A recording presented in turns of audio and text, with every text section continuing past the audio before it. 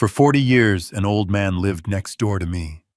My son and daughter-in-law hated him with a passion I never understood. They built a 10-foot fence to block him out. They sued him 3 times in civil court. He is dangerous, they told me over and over again. He is a threat to this family. But when he died last week, I was the only person at his funeral. The rain was soaking through my coat, while my son was back at the house, likely popping a bottle of champagne to celebrate. I thought that was the end of it. I thought the war was over. Then the lawyer handed me a thick envelope and said, "Mr. Bennett, you have no idea who your neighbor really was." I opened that envelope and my knees nearly gave out. My children called him a monster, but as I read the documents, I realized the real monsters had been sleeping under my roof the entire time. Before I continue this story, please take a second to like this video and subscribe to the channel. It really helps this old man share the truth. And let me know in the comments where you are watching from. My name is Harrison Bennett. I am 70 years old, and I spent 40 years of my life working as a structural engineer. I built bridges that can withstand hurricanes and skyscrapers that don't sway in the wind. I know how to spot a weak foundation. I know when a structure is about to collapse. But I never saw the cracks in my own family until it was too late. It started on a Tuesday afternoon about 6 months ago.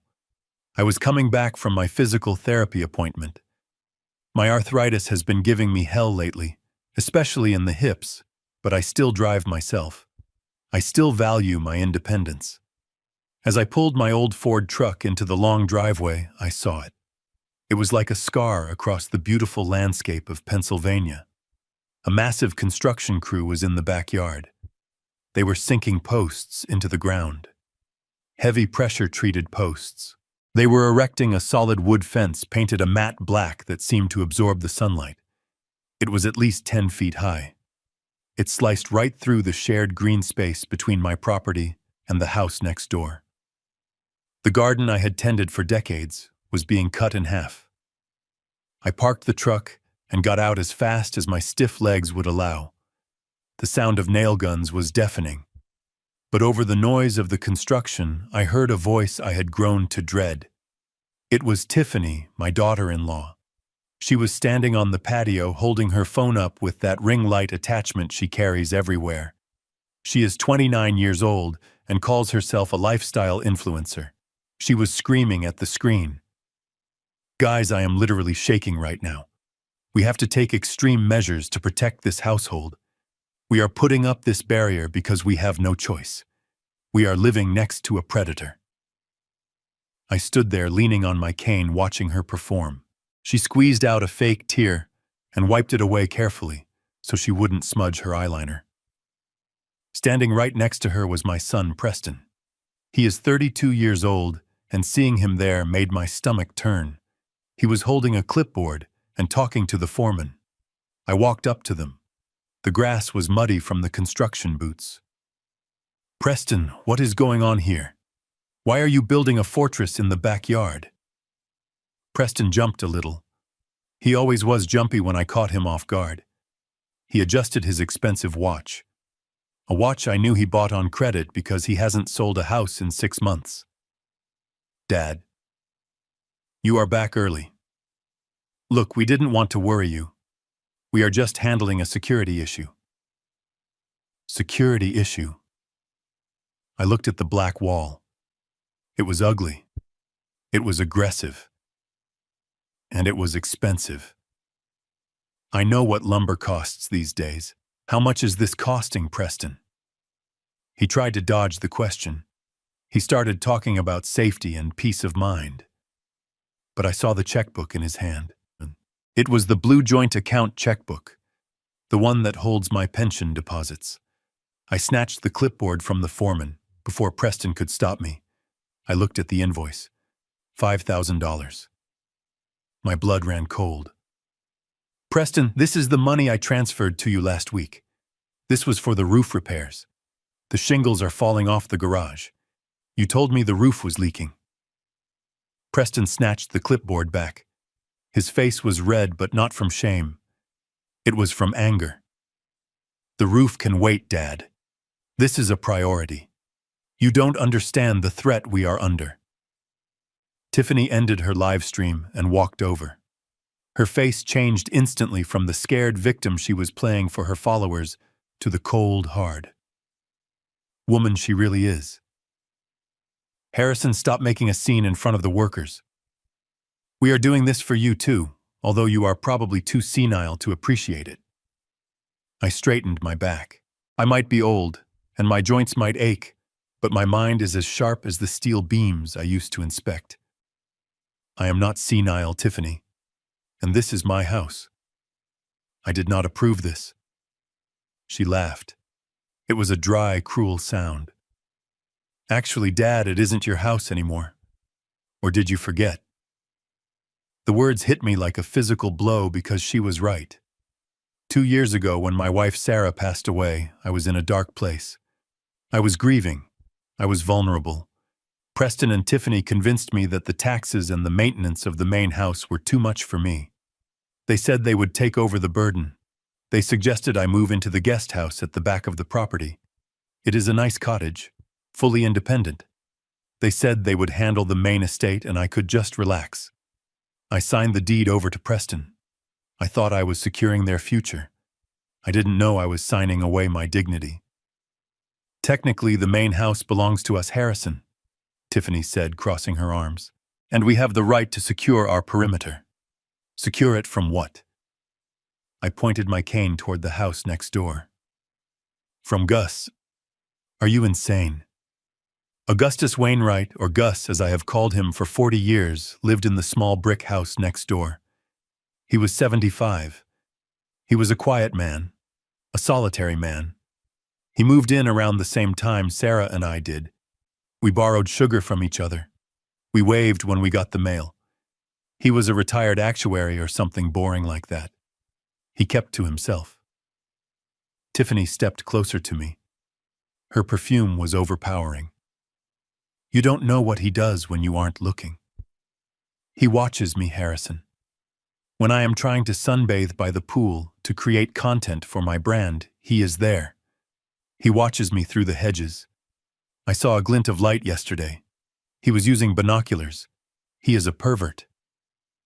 I looked at my son. Preston nodded vigorously, like a bobblehead doll. It is true, Dad. Tiffany felt unsafe. We can't have a peeping Tom next door. He is dangerous. I felt a surge of rage I hadn't felt in years. This was absurd. Gus has cataracts, Preston. The man can barely see his own mailbox. He stopped driving 3 years ago because he couldn't read the street signs. You are telling me he is spying on her with high-powered binoculars? You are naive, Dad, Preston said dismissively. He plays the frail old man card, but he is sharp, and he is obsessed with Tiffany. I turned away from them and walked toward the fence line. The workers hadn't finished the last section yet. There was still a gap about 2 feet wide. I looked through it into Gus's yard. And there he was, the dangerous predator. Gus was sitting in his wheelchair on his back patio. He had a blanket over his legs even though it was a mild afternoon. He was holding a garden hose with a shaking hand trying to water his prize-winning rose bushes. He wasn't looking at our pool.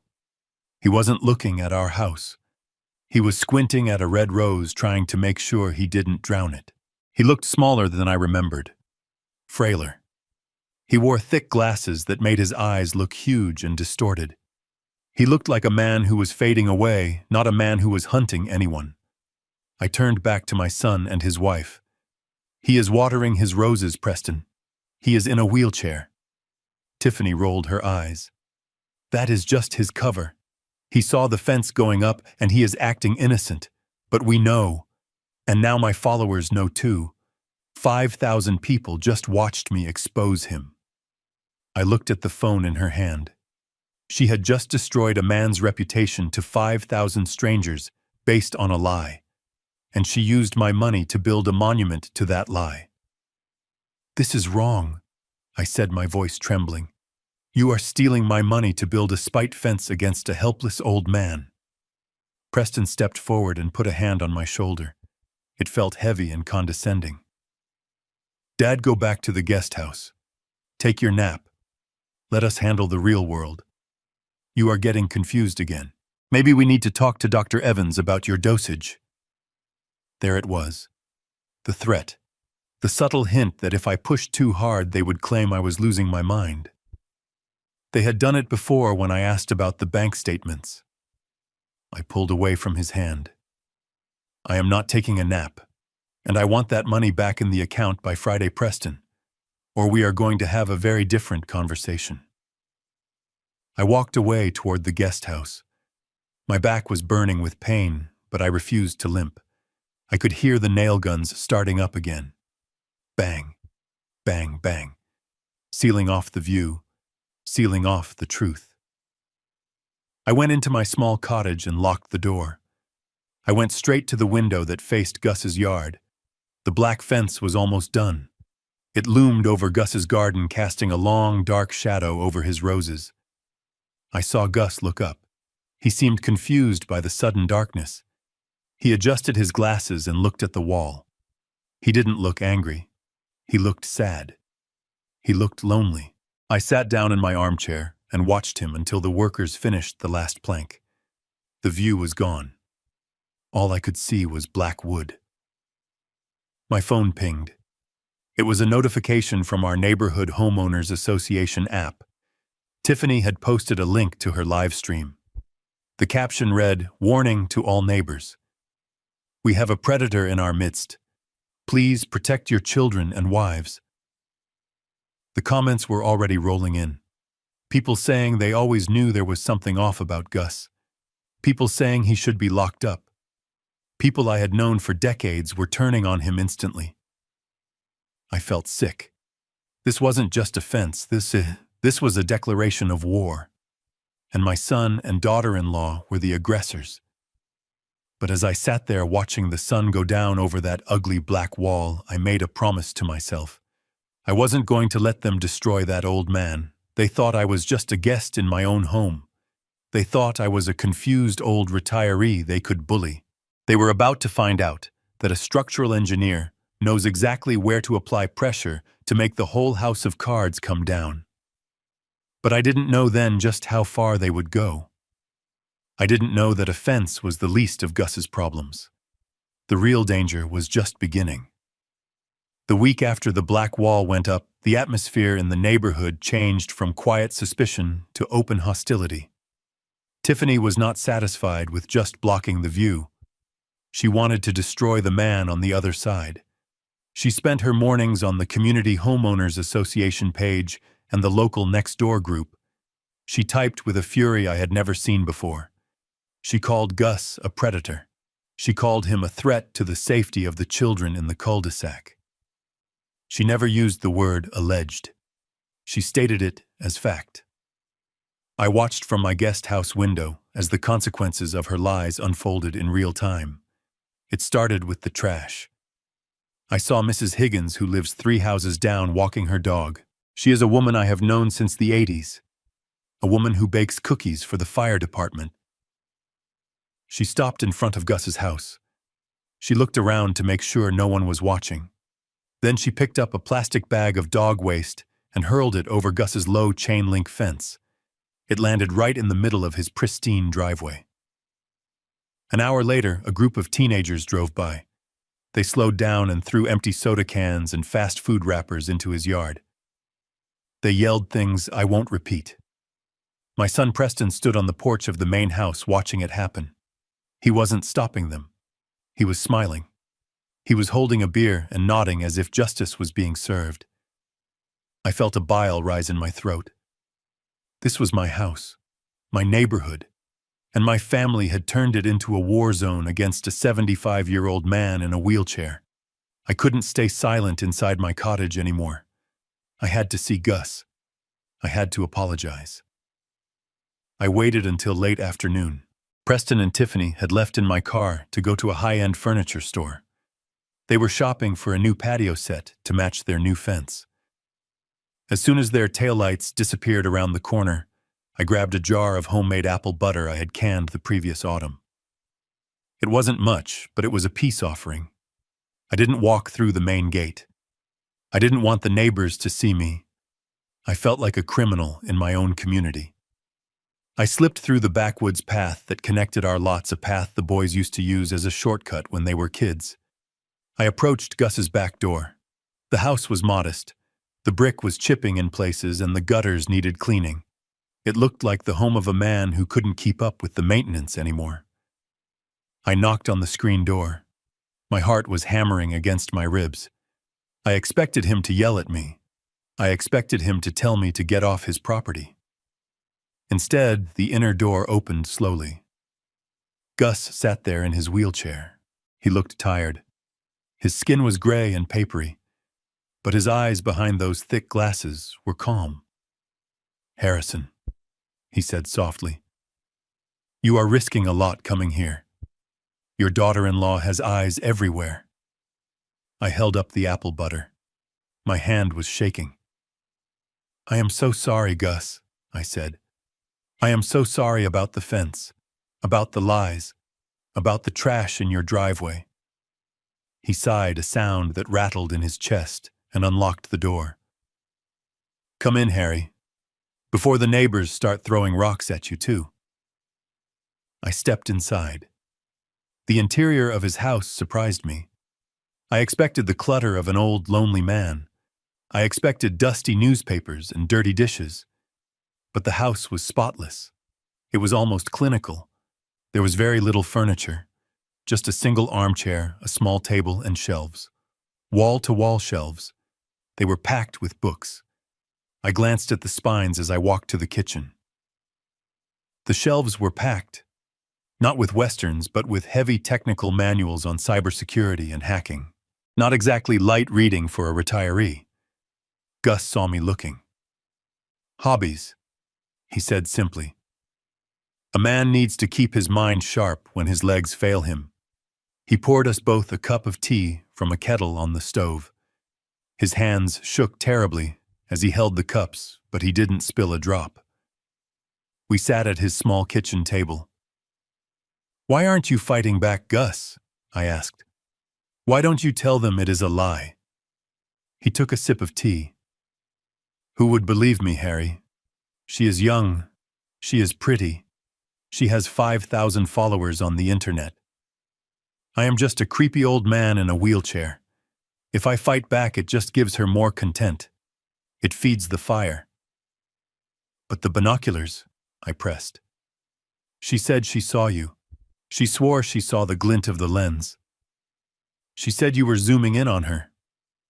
Gus chuckled. It was a dry, sad sound. "Wait here." He wheeled himself into the living room. I heard him rummaging in a drawer. A moment later, he came back holding a black plastic device. It had two long metal prongs sticking out of the bottom and a digital dial on the top. It was shaped vaguely like a pair of field glasses if you were looking from a distance and didn't know any better. "This is what she saw," he said, placing it on the table. I picked it up. It was a digital soil moisture meter. I had seen them at the hardware store. You stick the prongs into the dirt to see if your plants need water.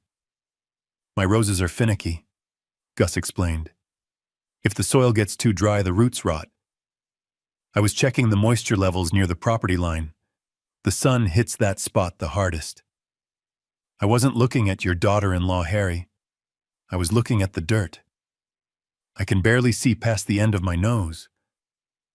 Why would I want to look at her? I stared at the device. It was harmless. It was a gardening tool, and Tiffany had turned it into a weapon to destroy a man's life. "Can I borrow this?" I asked. Gus nodded. "Take it. But it won't matter. You can't use logic to fight Crazy Harry."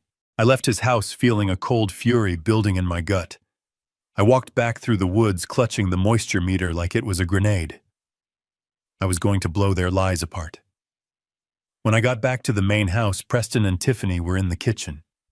They were unpacking boxes of expensive patio cushions. Beige linen, $500 a pillow. They looked up when I stormed in. "Where have you been, Dad?" Preston asked. "We brought you takeout. It is on the counter." I ignored the food.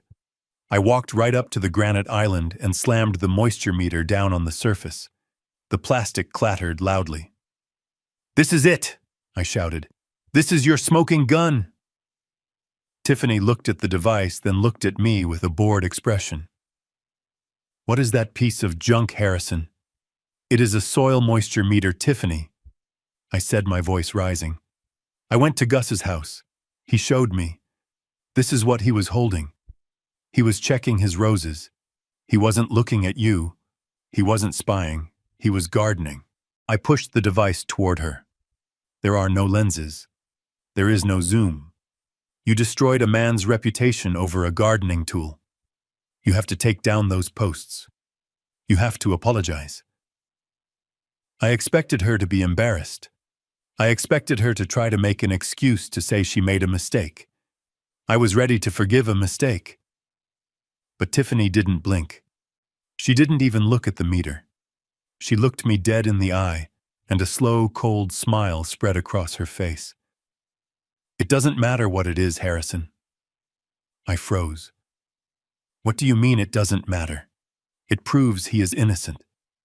She laughed and picked up a piece of sushi. "The truth is irrelevant, Dad. What matters is that people believe he is dangerous. The neighbors are united now. We are the leaders of this community because we took a stand. My follower count is up 20% since I posted that story. We are safe because people think we were in danger." She looked at Preston. "Tell him, babe." Preston wouldn't look at me. He was studying the label on a soy sauce packet. "She is right, Dad. Even if it wasn't binoculars this time, he is still weird. He is still a creep. The fence stays. The lawsuit stays. We can't look weak now. If we admit we were wrong, we look like idiots. We have to double down." I looked at my son, the boy I raised to tell the truth, the boy I taught to stand up for the weak. He was gone. He was replaced by this spineless man who cared more about his wife's Instagram fame than an old man's life. "You are monsters," I whispered. "Both of you. You are destroying an innocent man for clicks and likes." Tiffany's face hardened. The smile vanished. "Careful, Harrison. You are sounding hysterical. Maybe you are the one who is confused. Maybe we need to call the doctor and tell him you are having episodes again. Agitation is a sign of dementia, you know." She leaned over the counter. Her voice dropped to a hiss. "And remember whose house you are standing in. You are a guest here. If you want to side with the enemy, you can go sleep in his yard. But as long as you are under my roof, you will support this family. Do you understand?" I looked at the moisture meter sitting on the counter. It was a symbol of truth. And in this house, truth was trash. I understood perfectly. I grabbed the meter and turned around. "I understand that I am alone here," I said quietly. I walked out the back door. I could hear Tiffany laughing as I left. She thought she had won. She thought she had silenced me.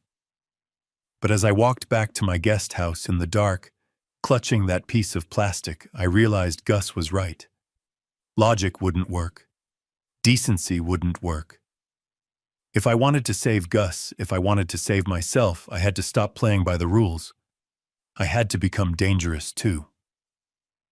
The peace lasted exactly 3 days. On Saturday afternoon, I was sitting on the small porch of my guest house trying to read a paperback novel, but my eyes kept drifting to the main yard. The grass was perfectly manicured. The new patio furniture was arranged like a showroom display, and running around in circles yapping at invisible squirrels was Princess. Princess was Tiffany's dog. She was a Pomeranian, a ball of orange fluff that cost $3,000. Tiffany treated that dog better than she treated most human beings. She carried it in designer bags. She fed it organic salmon. It was her prop, her baby. I watched as the dog trotted toward the new black fence. She stopped near the corner where the wood met the ground. She sniffed at something in the grass. Then she started eating. I stood up. I squinted, trying to see what it was. Before I could call out, the dog stopped chewing. She let out a high-pitched yelp that sounded like a siren. Then she fell onto her side. Her little legs started kicking frantically in the air. White foam began to bubble around her muzzle. The back door of the main house flew open. Tiffany burst out. She wasn't holding her phone this time. She was screaming. It was a raw, primal sound that made the hair on my arms stand up. She ran to the dog and fell to her knees in the grass. "Princess. Oh God, Princess, breathe." Preston came running out after her. He looked panicked. "What is happening? What is wrong with her?" Tiffany pointed a manicured finger toward the black fence. Lying in the grass just inches from the dog's nose was a chunk of raw meat. It looked like hamburger meat mixed with something blue. "He poisoned her." Tiffany shrieked. Her voice echoed off the neighboring houses. "He threw it over the fence. That monster killed my baby." She didn't grab the dog and run to the car to go to the vet. She didn't try to wash the dog's mouth out. She pulled her phone from her pocket and dialed 3 numbers. 911. "I need police. I need an ambulance. My neighbor just murdered my dog." I grabbed my cane and hurried across the lawn as fast as I could. The dog was still twitching, but the seizing seemed to be slowing down. She was panting heavy, shallow breaths. "Take her to the vet, Preston," I yelled. "Don't wait for the police. Go now." Preston looked at me, then at Tiffany. He was frozen. He didn't move until Tiffany gave the order. "Go start the car," she snapped. "But leave the meat. We need evidence." Preston ran to the garage. I stood over the dog. I looked at the fence. It was 10 feet tall. Gus was in a wheelchair. He had weak arms. There was no way he could have hurled a pound of raw meat over a 10-foot wall with enough force to clear the structure and land right there. It was physically impossible. But logic didn't matter. Not when the sirens started wailing. 2 patrol cars screeched into the driveway. A sheriff's deputy I didn't recognize jumped out, his hand resting on his holster. "Where is the offender, ma'am?" he asked Tiffany. She pointed a shaking hand at Gus's house. "In there. He is in there, laughing about it. He has been harassing us for weeks. And now he threw poisoned meat into my yard." The deputy signaled his partner. They marched toward Gus's front door. They didn't knock. They pounded. "Police! Open up!" I hobbled after them. "Officer, wait!" I shouted. "He is an old man. He is disabled." They ignored me. The door opened and I saw Gus. He was wearing his pajamas. He looked terrified. He was gripping the wheels of his chair, his knuckles white. "Step out of the house, sir," the deputy barked. "I can't step anywhere," Gus stammered. "I am in a chair." The deputy reached in and grabbed the handle of the wheelchair. He didn't push it gently. He yanked it. He dragged Gus out onto the porch like he was hauling out a sack of trash. The chair hit the doorframe and Gus nearly fell out. "What is this about?" Gus cried out. "What did I do?" "You know what you did," Tiffany screamed from the yard. "You murderer!" I couldn't watch this. I moved between the deputy and Gus. I planted my feet and raised my cane, not as a weapon, but as a barrier. "Stop! I've been watching all day." He threw nothing. Tiffany ran over. Her face was streaked with mascara. "He is lying," she screamed. "He is covering for him. My father-in-law is confused, officer. He has dementia. He doesn't know what day it is half the time." I turned to look at her. The audacity took my breath away. "I do not have dementia, Tiffany, and I know exactly what I saw. Or rather, what I didn't see." Preston appeared from the garage. He had put the dog in the car, but he hadn't left yet. He ran over when he heard me defending Gus. He got right in my face. His eyes were wild. "Dad, shut up." He hissed, "Just shut up." I looked at my son. "I will not shut up, Preston.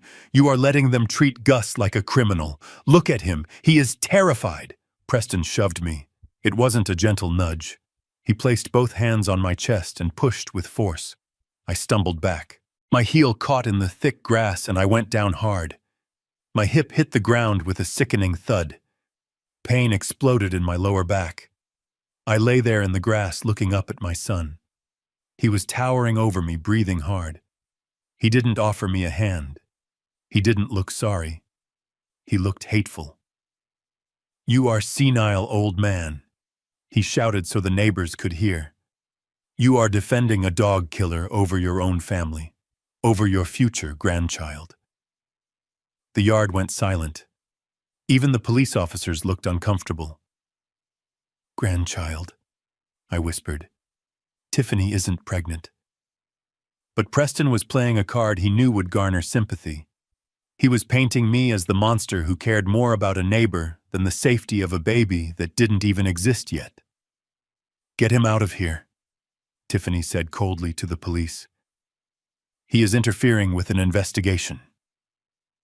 The deputy looked at me on the ground, then at Gus shivering in his wheelchair. He seemed to realize that the situation was messy, too messy for an immediate arrest. He released his grip on Gus's chair. "We are going to take a report," he said. "We will take the meat for testing. If it comes back as poison, we will be back with a warrant." He pointed a finger at Gus. "Don't leave town, and stay away from the fence." They took statements. They took photos of the meat. They watched Preston drive the dog away, and then they left. I was still sitting in the grass. It took me a long time to get up. My hip was throbbing. I used my cane to lever myself upright. Preston and Tiffany went back inside their big house, slamming the door behind them. They didn't look back to see if I was injured. I limped over to Gus. He was still sitting on his porch, staring at the tire marks the police car had left on his lawn.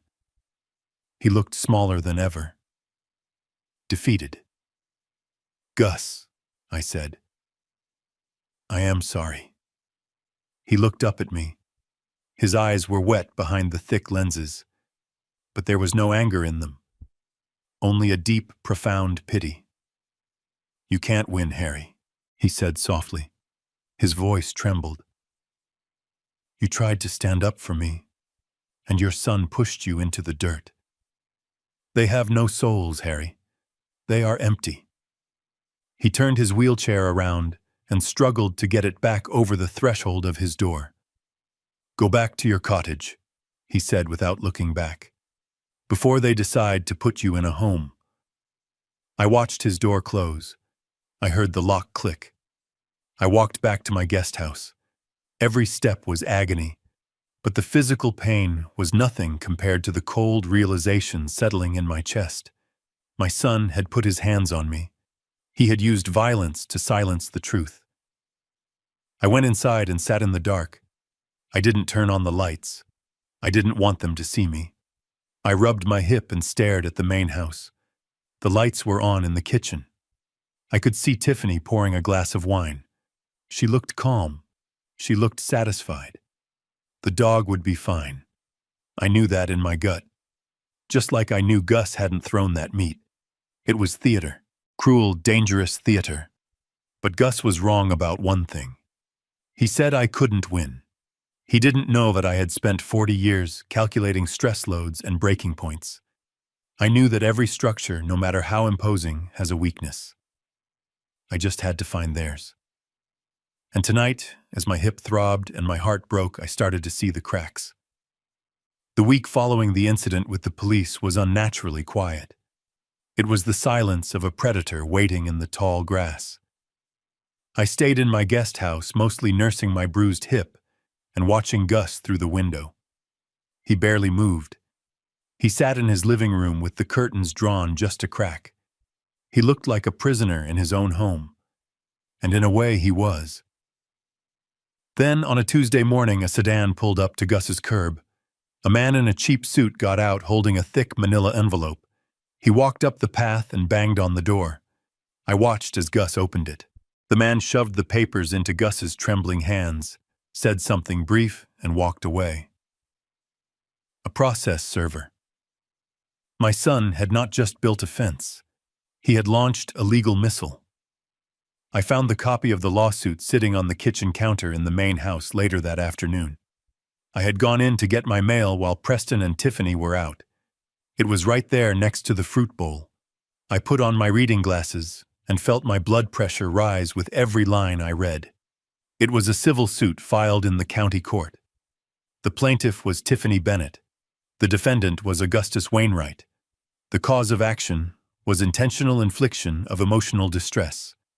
They claimed Gus had engaged in a campaign of psychological terror, stalking, and harassment that had caused Tiffany severe anxiety, sleeplessness, and trauma. And then I saw the number. They were demanding $50,000 in damages.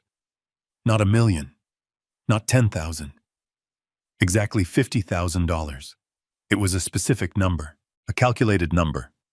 In my line of work, when you see a specific number like that, it is not random. It corresponds to a load-bearing capacity. It corresponds to a debt. I heard the garage door open. Preston was home. I quickly put the papers back exactly where I found them and moved into the hallway. I stood in the shadows of the pantry, just like I used to when the boys were teenagers and trying to sneak in past curfew. But this time I wasn't catching a teenager with beer on his breath. I was catching a grown man in a lie. Preston walked into the kitchen. He was on his phone. He sounded frantic. He was pacing back and forth, his expensive Italian loafers clicking on the tile. "I know the deadline, Tony. You don't have to threaten me. I am good for it." He paused, listening to the person on the other end. His face was pale and sweaty. "Look, the crypto market crashed, okay? Everyone took a hit. I just need a few more weeks. I have a liquidity event coming up, a lawsuit settlement. It is practically guaranteed. The guy is old, he won't fight it. He will settle just to make it go away." I held my breath. A liquidity event. He was talking about Gus.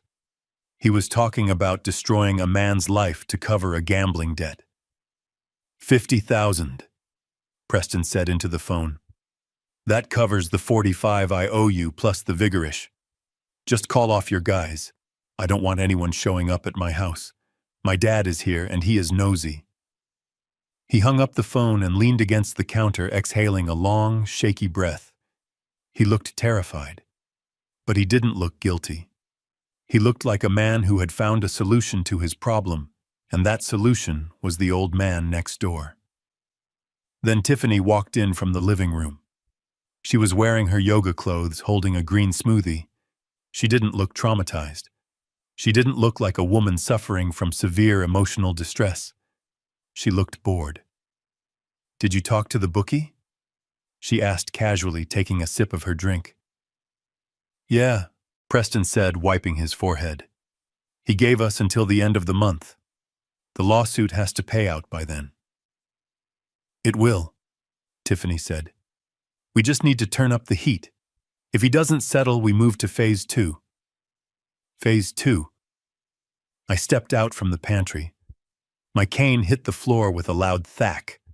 Both of them jumped. Preston nearly dropped his phone. "Dad," he stammered.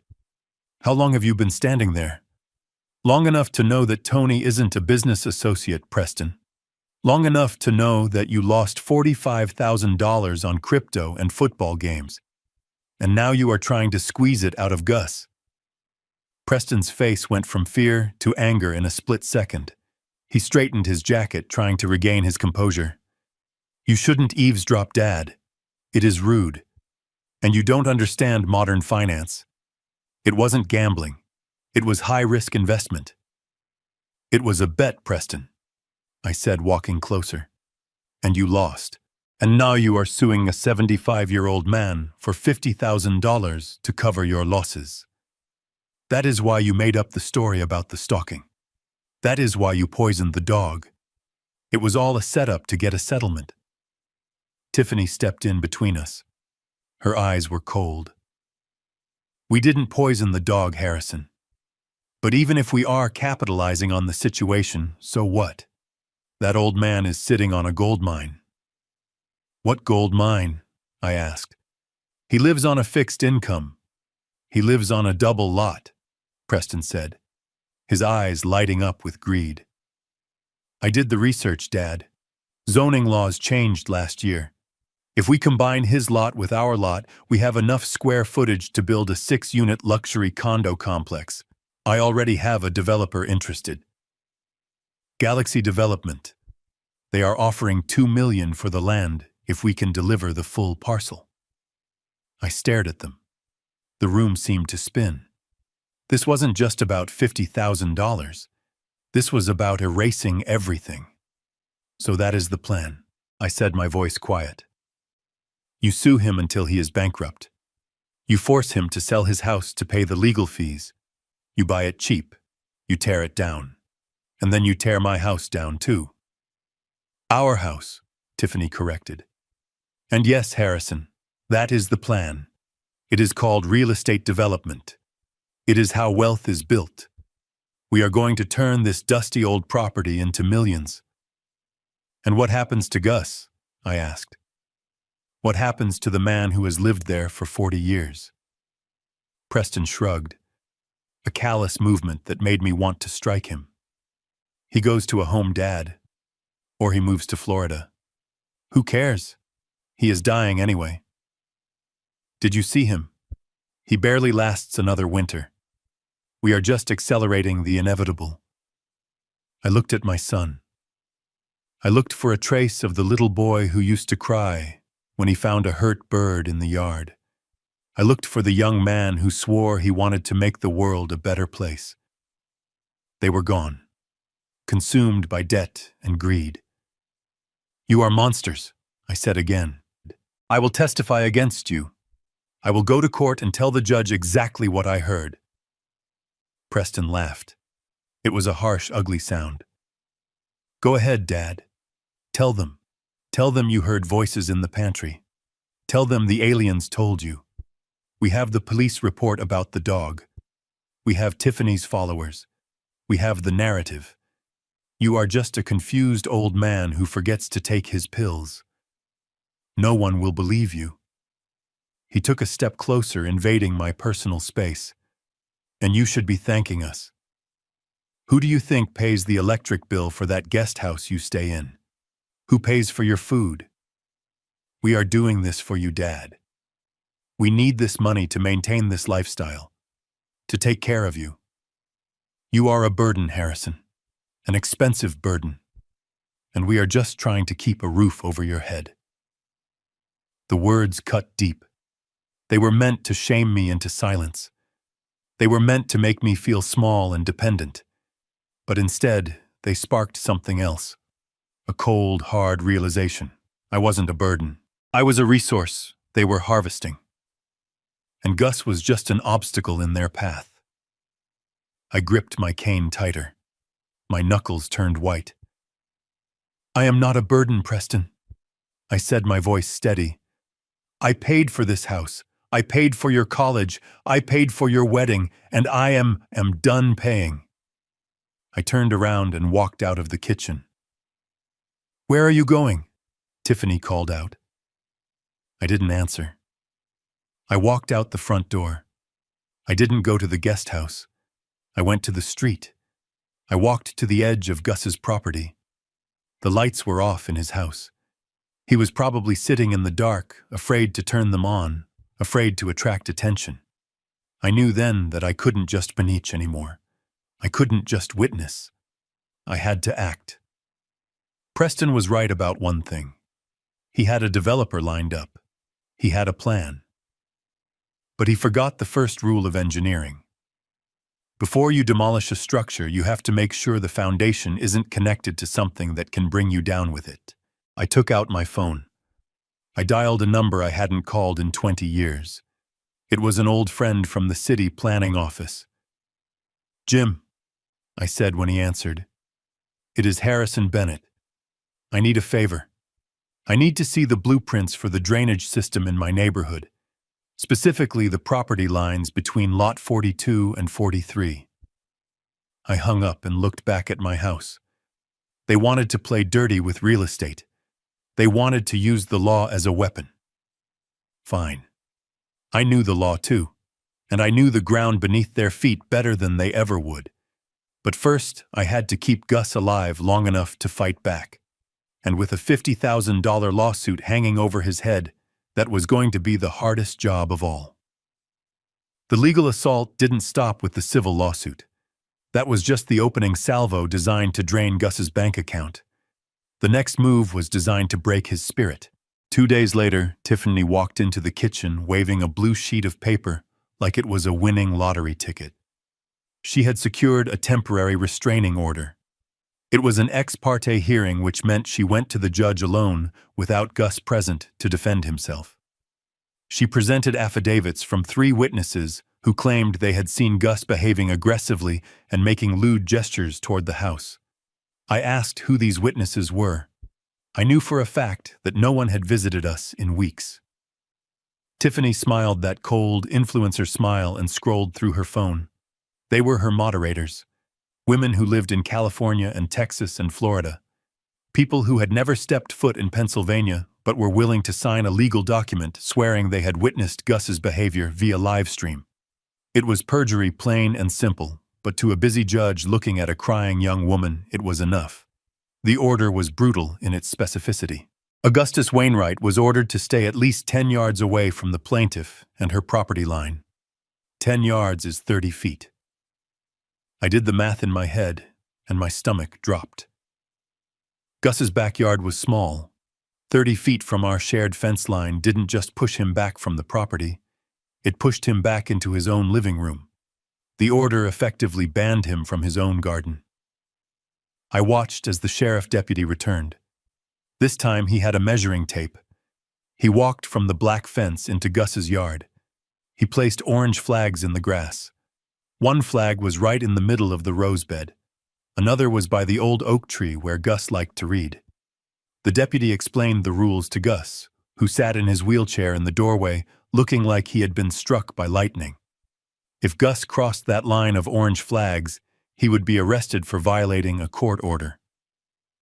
That afternoon was the first time in 40 years that Gus didn't come out to water his roses.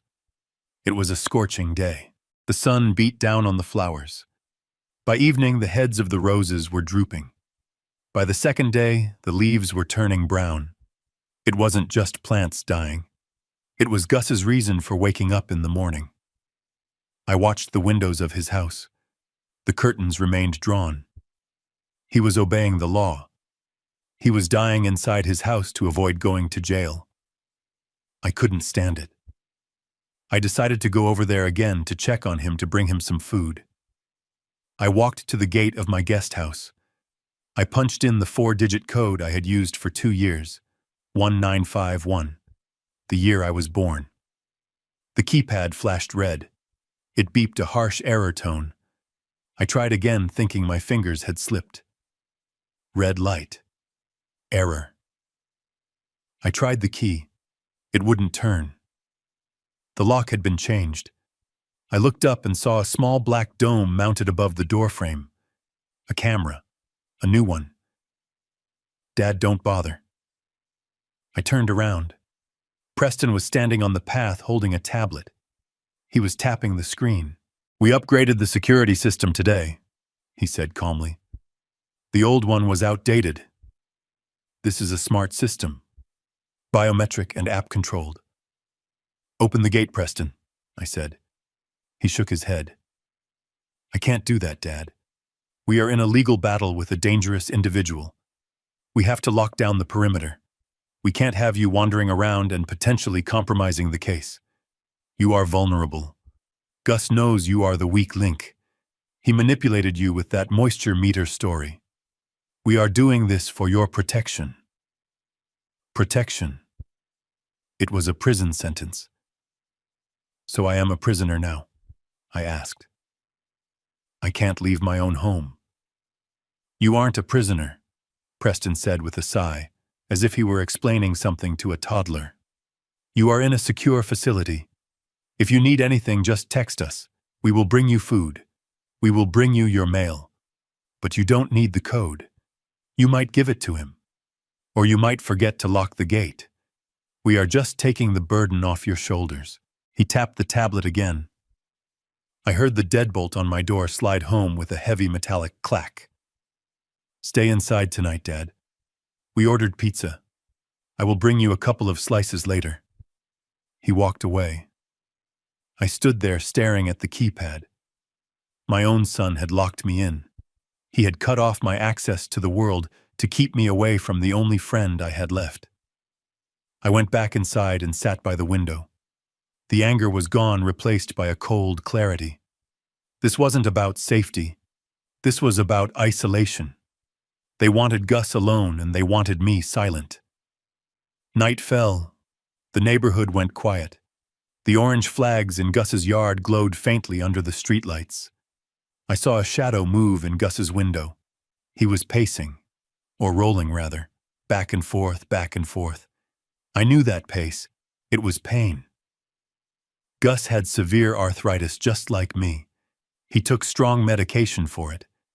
But I hadn't seen the pharmacy delivery van in a week, and with the lawsuit freezing his assets, he probably couldn't afford the delivery fees. He was trapped in there, hurting and alone. I went to my medicine cabinet. I took out my own supply: naproxen, glucosamine, and a bottle of prescription pain relievers I saved for the bad days. I put them all in a heavy freezer bag. I added a small flashlight and a note that just said, "Hang in there." I wrapped the whole thing in a hand towel and taped it tight with duct tape, creating a soft, heavy projectile. I waited until 2 in the morning. The lights in the main house were out. I knew Preston had installed cameras, but I also knew the blind spots. I had built this property. I knew the angles. I opened the back window of the guest house. It was small, but I could fit through. I climbed out, groaning as my hip protested. I stayed low, crawling through the decorative shrubs along the perimeter. The dew soaked my pajamas. I felt ridiculous. A 70-year-old man sneaking through his own bushes like a cat burglar. I reached the black fence. I couldn't see over it.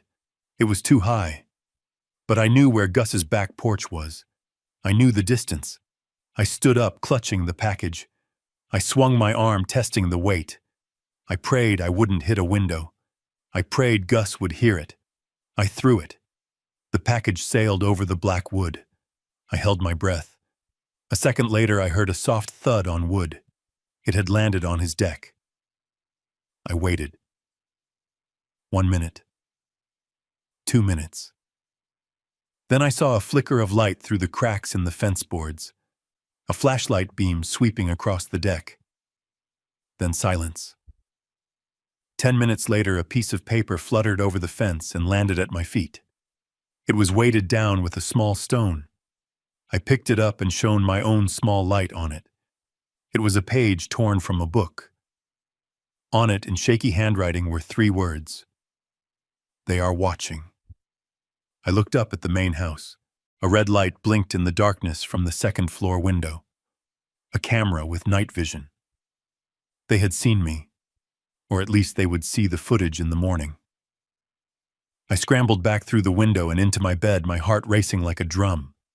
I felt like a criminal. But as I lay there clutching that scrap of paper, I realized something. For the first time in months, I didn't feel like a victim. I felt like a soldier. Preston and Tiffany thought they had successfully isolated us. They thought the wall and the locks and the restraining order would break the connection. But they forgot that shared suffering is a stronger bond than any legal contract. They had trapped 2 dangerous old men in a corner. And they were about to find out that we still had some fight left in us. But the next morning, the consequences arrived swift and brutal. And I realized that throwing a package over a fence wasn't enough. I needed a bigger weapon, and I needed to find it before Gus ran out of time. The snow began falling early on Christmas Eve, covering the black fence in a layer of pristine white powder that almost made it look innocent. Inside the main house, the heating system was humming at 72 degrees. The air smelled of balsam fir candles and roasted turkey with chestnut stuffing. It was the kind of atmosphere that belonged on a greeting card. But the warmth didn't reach me. I sat in the corner of the living room nursing a glass of water, watching my daughter-in-law orchestrate her holiday special. Tiffany had transformed the living room into a studio. She had set up professional lighting rigs around the 12-foot Christmas tree. There were piles of perfectly wrapped gifts that I knew were mostly empty boxes used for staging. A dozen of her influencer friends were there wearing matching red silk pajamas, drinking vintage champagne and laughing on cue every time Tiffany pointed her phone at them. "Guys, we are so blessed this year," Tiffany chirped to her camera. "We have safety. We have abundance. And we have each other. Merry Christmas from the Bennett household." My son Preston was by the fireplace refilling glasses. He was already drunk. His face was flushed and his tie was loose. He was laughing too loud, slapping his friends on the back, playing the part of the successful host. But I saw the way his eyes kept darting to the window. He was waiting for something. At 4 in the afternoon, a white truck with the city municipal logo pulled up to the curb next door. 2 men in heavy yellow parkas got out carrying clipboards and tools. They walked up to the utility meter on the side of Gus's house. I watched through the sheer curtains as one of them used a specialized tool to yank the meter from its socket. The lights in Gus's house flickered once and died. The faint glow of his television vanished. The house went dark. I stood up and walked over to Preston. "What did you do?" I asked, my voice low so the guests wouldn't hear. "Why is the power company pulling Gus's meter on Christmas Eve?" Preston took a long swallow of his drink. He smirked, a nasty expression that distorted his handsome face. "Just doing my civic duty, Dad. I made an anonymous call to the City Code Enforcement Office this morning. I reported a severe electrical hazard, exposed wiring, sparking outlets, a potential fire risk to the whole neighborhood." He chuckled, swirling the ice in his glass. "They have to investigate immediately when it is a fire hazard. It is protocol. They pull the meter until a licensed electrician can inspect and certify the system. And since it is a holiday weekend and Gus is broke, no electrician is coming until at least Tuesday." "You cut his heat," I said, feeling the blood drain from my face. "Preston, it is 10 degrees outside. The low tonight is 5 below zero. He is an old man on blood thinners.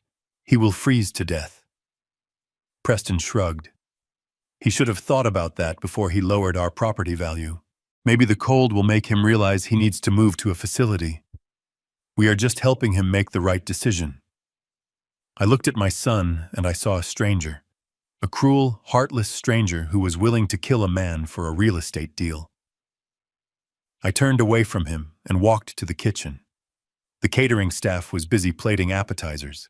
I grabbed a large thermal flask from the cabinet. I filled it with the hot butternut squash soup that was simmering on the stove. I went to the mudroom and pulled my heavy down parka off the hook. I grabbed the thickest wool blanket from the linen closet. I was going to Gus. I didn't care about the restraining order. I didn't care about the fence. I wasn't going to let him die in the dark. I marched toward the back door. My hand was on the knob when a hand slammed against the wood above my head, holding the door shut. I turned around. Tiffany was standing there. She wasn't smiling for the camera anymore. Her eyes were hard like flint. Behind her, the party was in full swing, the music loud, the laughter shrill. "Where do you think you are going, Harrison?" she asked, her voice dripping with venom. "I am taking this soup to the neighbor," I said. "Because you and your husband just tried to murder him by cutting his heat. Move, Tiffany." She didn't move. She leaned in closer, her perfume cloying and sweet. "If you open that door, Harrison, if you step 1 foot out into that snow to help that man, you are done." I stared at her. "What does that mean?" "It means you are making a choice, right now, tonight. You either stay here and celebrate Christmas with your family, with the people who put a roof over your head, or you go out there to that stranger. But if you walk out that door, do not expect to come back to this table. Do not expect a plate of turkey. Do not expect to see us tomorrow. You will be dead to us. Preston had wandered into the kitchen, attracted by the raised voices. He stood behind his wife, swaying slightly. She is right, Dad, he slurred. You have to pick a side. You are either with us or against us. Loyalty is everything. I looked at the scene before me, the warmth of the kitchen, the smell of the food, the expensive decorations. It was everything I had worked my whole life to provide for them. I built this life. I paid for this house, and now they were holding it hostage. I looked at Preston, my son. The boy I taught to ride a bike. The boy I sat up with when he had a fever. He was looking at me with contempt. He was waiting for me to fold. He expected me to be the weak old man who was afraid of being alone. I gripped the handle of the thermos tight. I felt the heat of the soup radiating through the metal. It was the only real warmth in the room. I looked Preston in the eye. You talk about family, Preston. You talk about loyalty. But you don't know the meaning of those words. I adjusted the blanket under my arm. You want me to choose between my family and a stranger. I paused, letting the silence stretch between us. The music from the other room seemed to fade away. My family died 2 years ago, Preston. My family died the day I buried your mother, because the woman who raised you would never let a man freeze to death on Christmas, and the boy she raised would never have turned off the power. Preston flinched as if I had slapped him. His mouth opened, but no sound came out. I turned to Tiffany. Get out of my way. I didn't wait for her to move. I shoved the door open, forcing her to step back or be hit by the wood. A gust of freezing wind and snow blew into the kitchen, swirling around their expensive clothes. I stepped out into the storm. The cold hit me like a hammer. The wind howled, tearing at my coat. I heard the door slam shut behind me and the lock turn with a decisive click. I was locked out. I was alone in the blizzard. I didn't look back. I trudged through the deep snow toward the guest house first to grab my keys and a flashlight, then toward the black fence. The snow was drifting high against the wood. I couldn't throw the soup over. I had to go around. I walked down the long driveway, fighting the wind. I walked out onto the street. The road was deserted. The snowplows hadn't come through yet. The windows of the other houses in the neighborhood glowed with warm yellow light. I could see families gathering Christmas trees, sparkling. Gus's house was a black void at the end of the block. It looked abandoned. It looked like a tomb. I struggled up his walkway. My hip was screaming in protest. My fingers were numb inside my gloves. I pounded on his front door. Gus. It is Harrison. Open up. There was no answer. I tried the knob. It was locked. I went around to the back. The snow was deeper here, up to my knees. I fell once, dropping the blanket, but I managed to keep the soup upright. I scrambled up onto his back porch. Gus, please. I shone my flashlight through the kitchen window. The beam cut through the darkness, and then I saw him. Gus was in the living room. He wasn't in his wheelchair. He was on the floor. He had pulled the cushions off the sofa and made a sort of nest near the cold fireplace. He was curled up in a tight ball wrapped in a thin afghan. He wasn't moving. Panic seized me. I didn't think. I didn't hesitate. I used the handle of my heavy cane and smashed the glass of the back door window. The sound was swallowed by the howling wind. I reached in, unlocked the deadbolt, and pushed the door open. The air inside the house was freezing. It was colder than outside because the dampness had settled in. I could see my breath in the flashlight beam. I rushed over to him. I dropped to my knees beside the pile of cushions. Gus. Gus, can you hear me? I touched his face.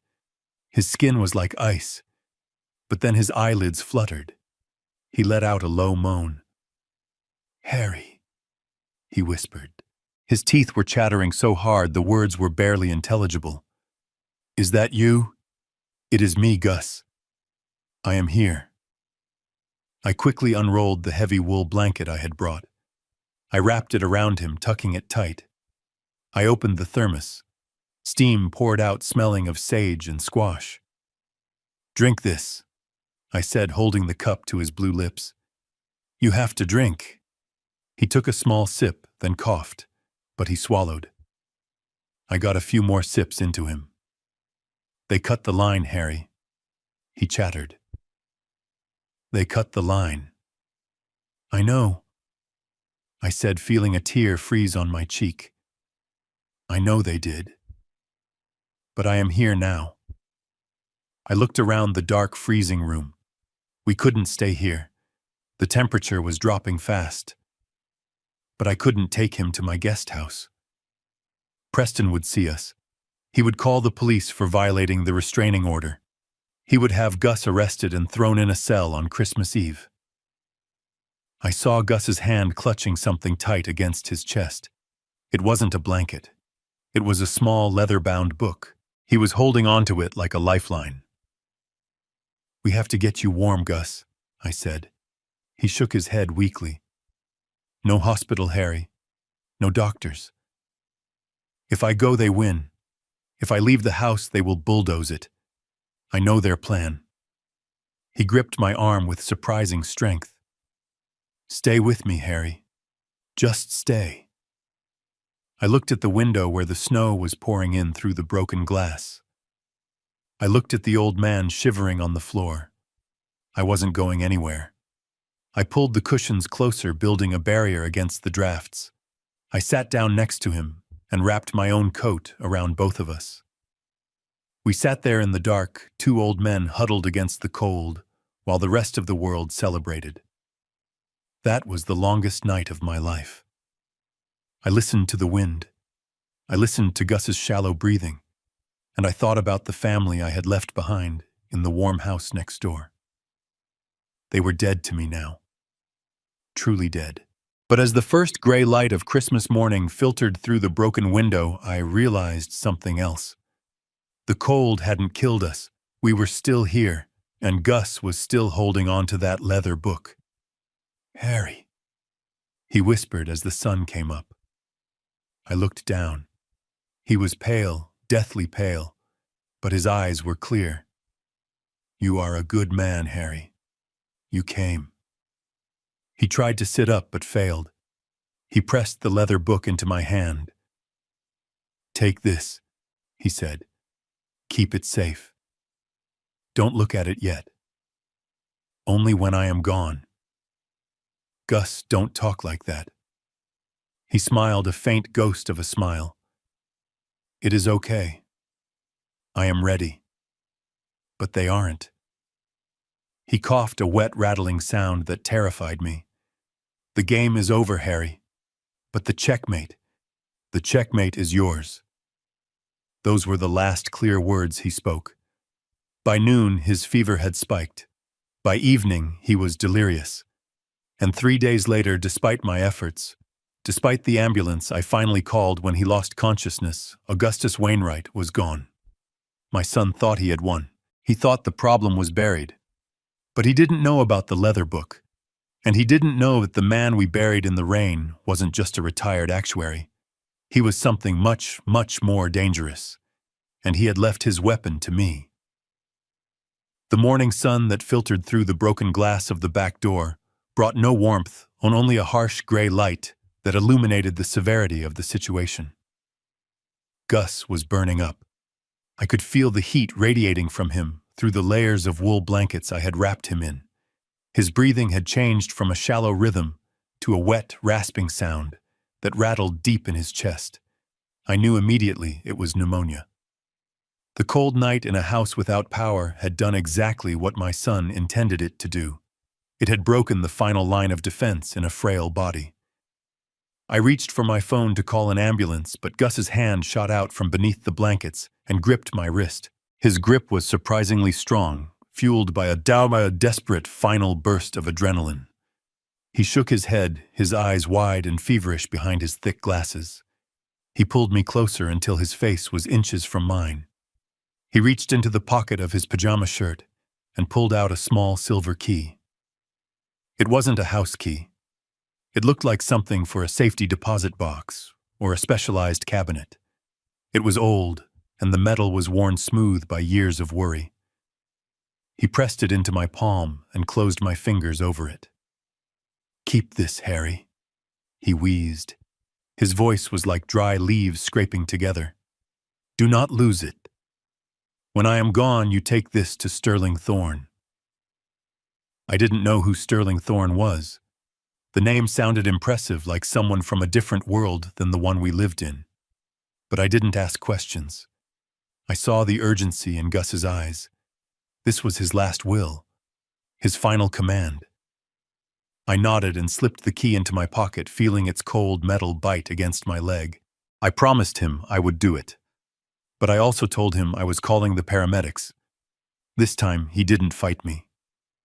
His strength evaporated as quickly as it had come, and he slumped back against the sofa cushions I had piled on the floor. He closed his eyes and whispered something I could barely hear. He said, "It is done." The ambulance arrived 10 minutes later. The sirens cut through the quiet Christmas morning air. I watched as they loaded him onto the stretcher. He looked so small, so insignificant under the straps. I rode with him to the hospital, ignoring the texts that started blowing up my phone from Preston, asking where I was and why the police were back. I didn't care. My place was beside the man my family had tried to destroy. For 3 days, I sat in a plastic chair next to his hospital bed. The doctors confirmed it was severe pneumonia complicated by hypothermia and underlying heart issues. They did what they could, but Gus didn't seem to want to fight. He seemed like a man who had completed his mission and was ready to rest. He slept most of the time. Occasionally he would wake up, look at me to make sure I was still there, and then drift back off. He didn't speak again about the key or the leather book. He just held my hand. On the 3rd day at 4 in the afternoon, the heart monitor flatlined. It wasn't dramatic. It was just a long, high-pitched tone that signaled the end of Augustus Wainwright.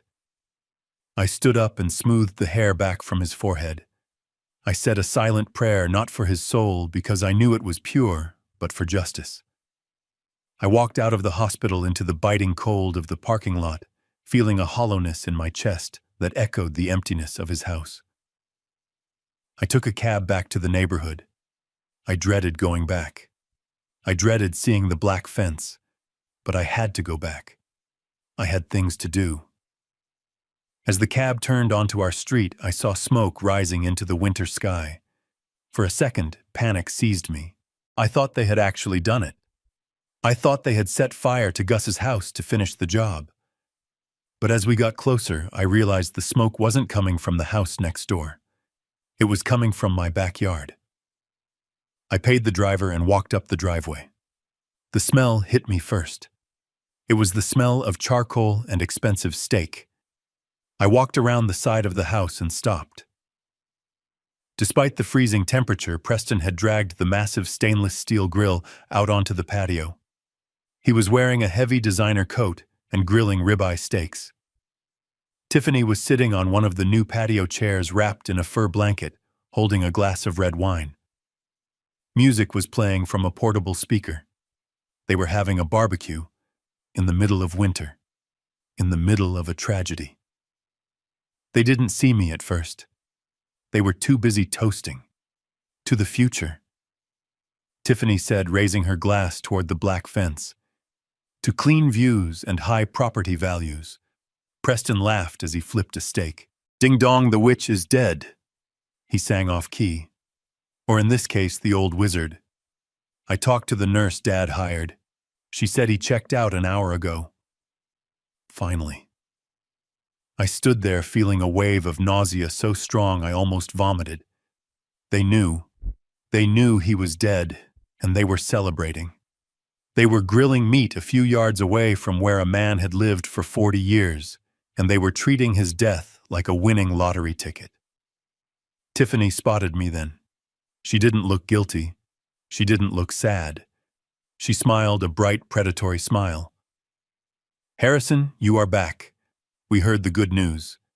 Preston put a steak on for you. We are celebrating. Celebrating, I repeated. The word tasted like ash in my mouth. Of course, she said, taking a sip of wine. The thorn in our side is gone. The obstacle is removed. Do you know what this does for the appraisal value, Harrison? With him gone and that eyesore of a house likely going into foreclosure or probate, we can finally move forward with the development deal. The value of this land just doubled. She looked at the fence with satisfaction. We can tear that fence down soon. Once we buy the lot next door, we will have the biggest estate on the block. It is a good day, Harrison. You should be happy. We did this for you. Preston walked over holding a plate with a steaming steak. Here, Dad. Medium rare, just how you like it.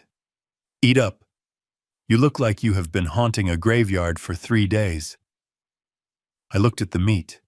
It was red and juicy, and all I could think of was the poisoned meat they had accused Gus of throwing. All I could think of was the soup I had tried to feed him while he froze to death because of their phone call. I looked at my son. His face was flushed with the heat of the grill and the excitement of greed. He honestly thought I would join in. He thought that because the deed was done, I would just accept the profit and move on. He thought I was like him. I didn't scream. I didn't throw the plate. I didn't lecture them about morality. I realized in that moment that words were useless. You cannot explain light to people who have chosen to live in darkness. You cannot explain humanity to people who have traded their souls for square footage. I looked at Preston, and I pushed the plate away gently. I am not hungry, I said. My voice was flat, devoid of emotion. It was the voice of a stranger. Preston frowned. Suit yourself. More for me. I walked past them. I walked past the celebration of death.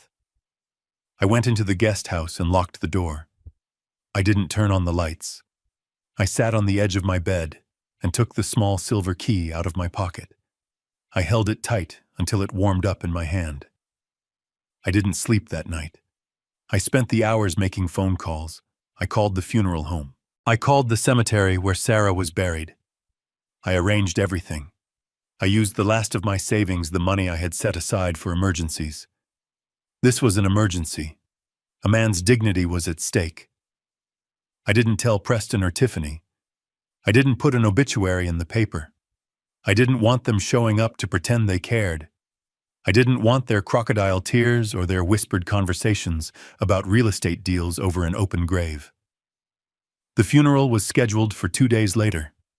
I stood at my window and watched them over the next 48 hours. They were giddy. A real estate agent came by. A developer came by. They walked the property line, pointing and gesturing. They were already spending the money they thought they would make. They were already erasing Gus from the map. They didn't pay any attention to me. To them, I was just the old man in the guest house, the silent roommate who had finally learned his place. They thought I was beaten. They thought I was broken. But as I put on my best black suit that morning, as I polished my shoes and placed the silver key securely in my vest pocket, I knew something they didn't. I knew about the leather book. I knew about the lawyer named Sterling Thorne. And I knew that while they were planning to build a condo complex on Gus's grave, Gus had already built a trapdoor beneath their feet. I walked out to my truck. It was raining a cold, gray drizzle that matched the sky. I drove to the funeral home alone. I was the only mourner. I was the only witness. But as I walked into the chapel, I saw a man sitting in the front row. He wasn't family. He wasn't a neighbor. He was wearing a suit that cost more than my truck. He stood up when I entered. He looked at me with eyes that were sharp and intelligent. "Mr. Bennett," he said, "we have been waiting for you." And that was when the real story began. The rain at the cemetery was relentless. It wasn't a dramatic storm, just a cold, steady drizzle that soaked into the ground and turned the earth into gray mud. I stood by the open grave watching the simple pine casket I had purchased with my emergency fund being lowered into the ground. There were no flowers except for a single white rose I had cut from Gus's garden before I left. It was one of the few that had survived the neglect of the last few weeks. The pastor was a young man I didn't know. He rushed through the service, checking his watch every few minutes. He was preaching to an empty room. There were no grieving relatives, no neighbors, no friends from the old days. Just me, an old structural engineer leaning on a cane, and the stranger sitting in the front row. I kept glancing at the stranger. He was a stark contrast to the dreary setting. He wore a charcoal suit that was tailored to perfection, the kind of fabric that didn't seem to wrinkle.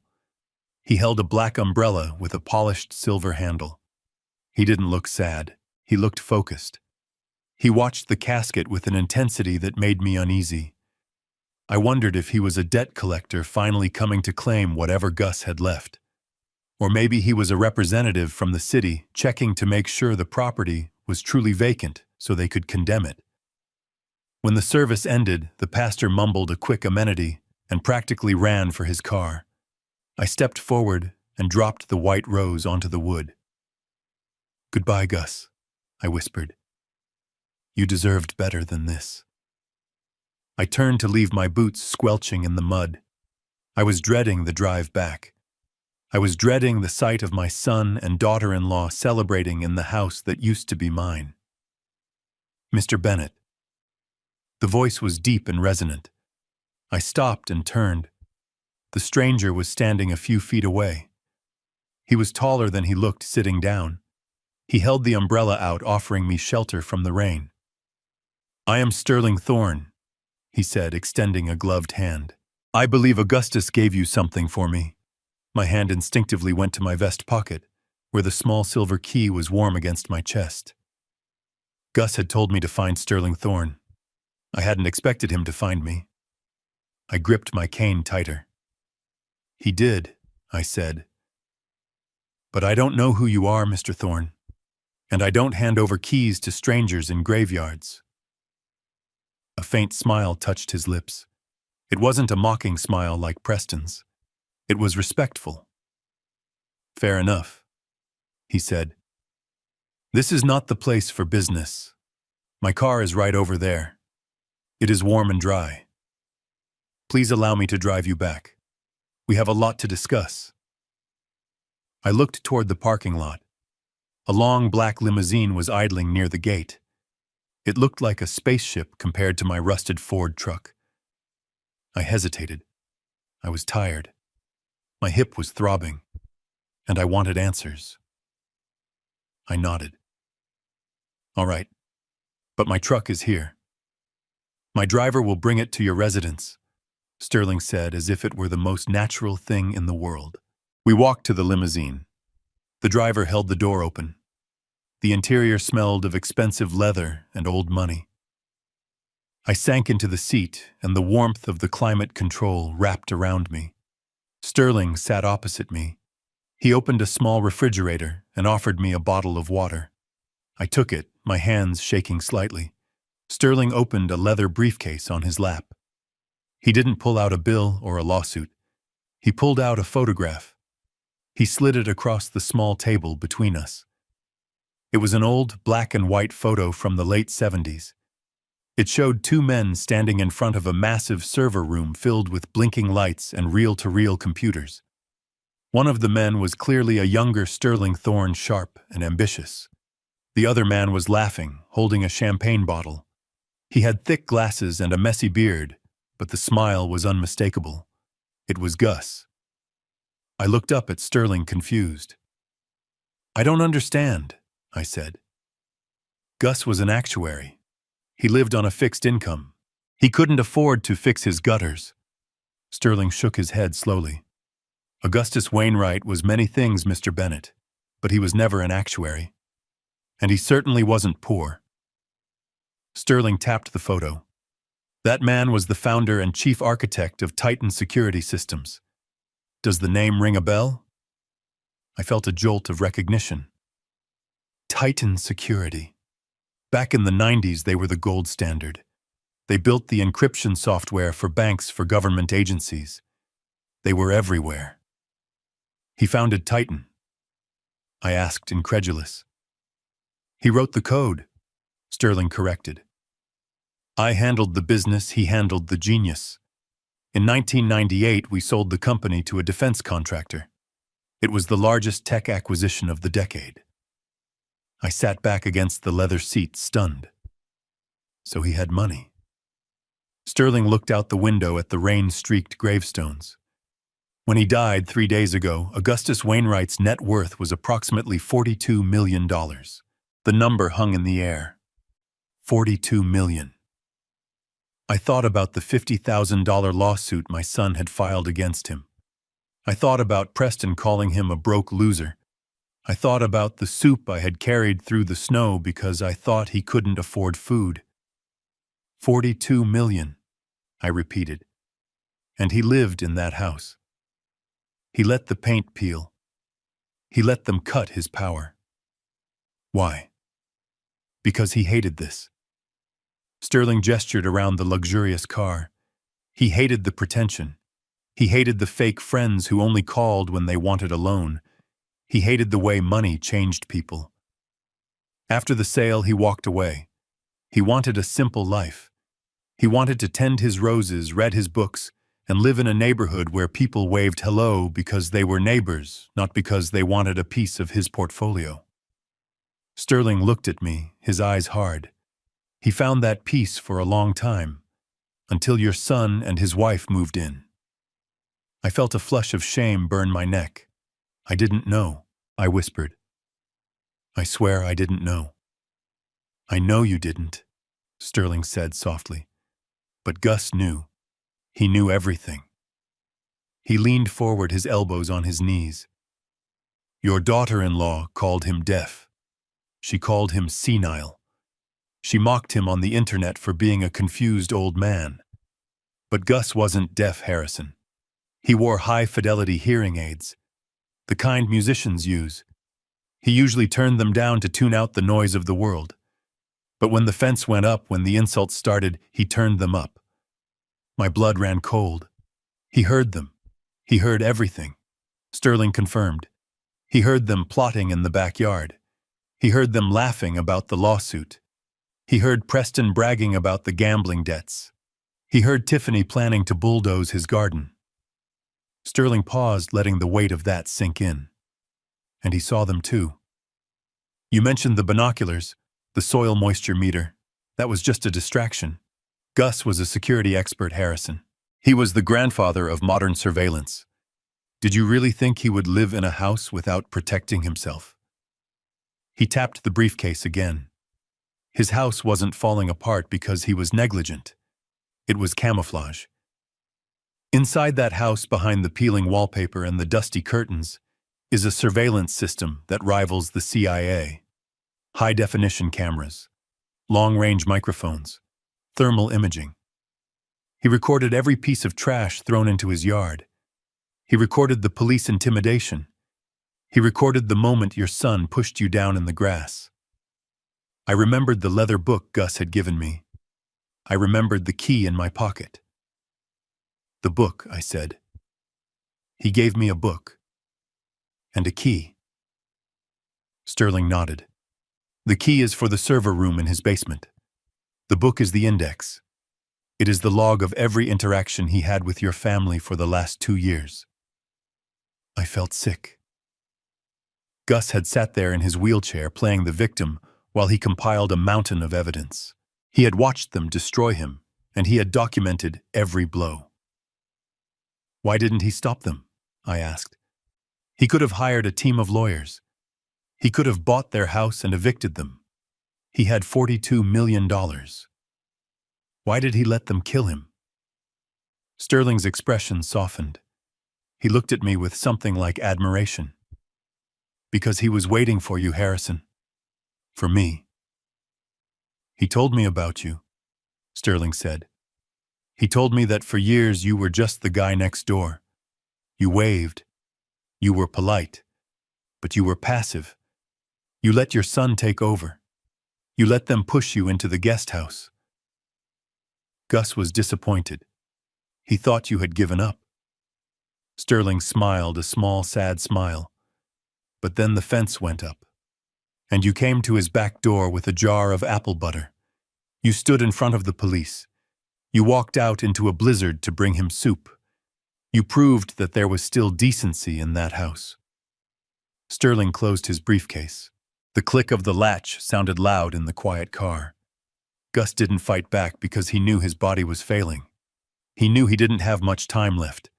He didn't want to spend his last days in court. He wanted to leave a legacy, not of money, but of justice. The car began to move, gliding smoothly out of the cemetery. "Where are we going?" I asked. "To the house," Sterling said. "Your son thinks the property is abandoned. He thinks he has won. But we need to go into that basement, Harrison. We need to unlock the server room." He looked at me, his eyes gleaming with a cold intensity. "Gus left everything to you. The money, the evidence, the power. But he left it with a condition." "What condition?" "That you use it," Sterling said.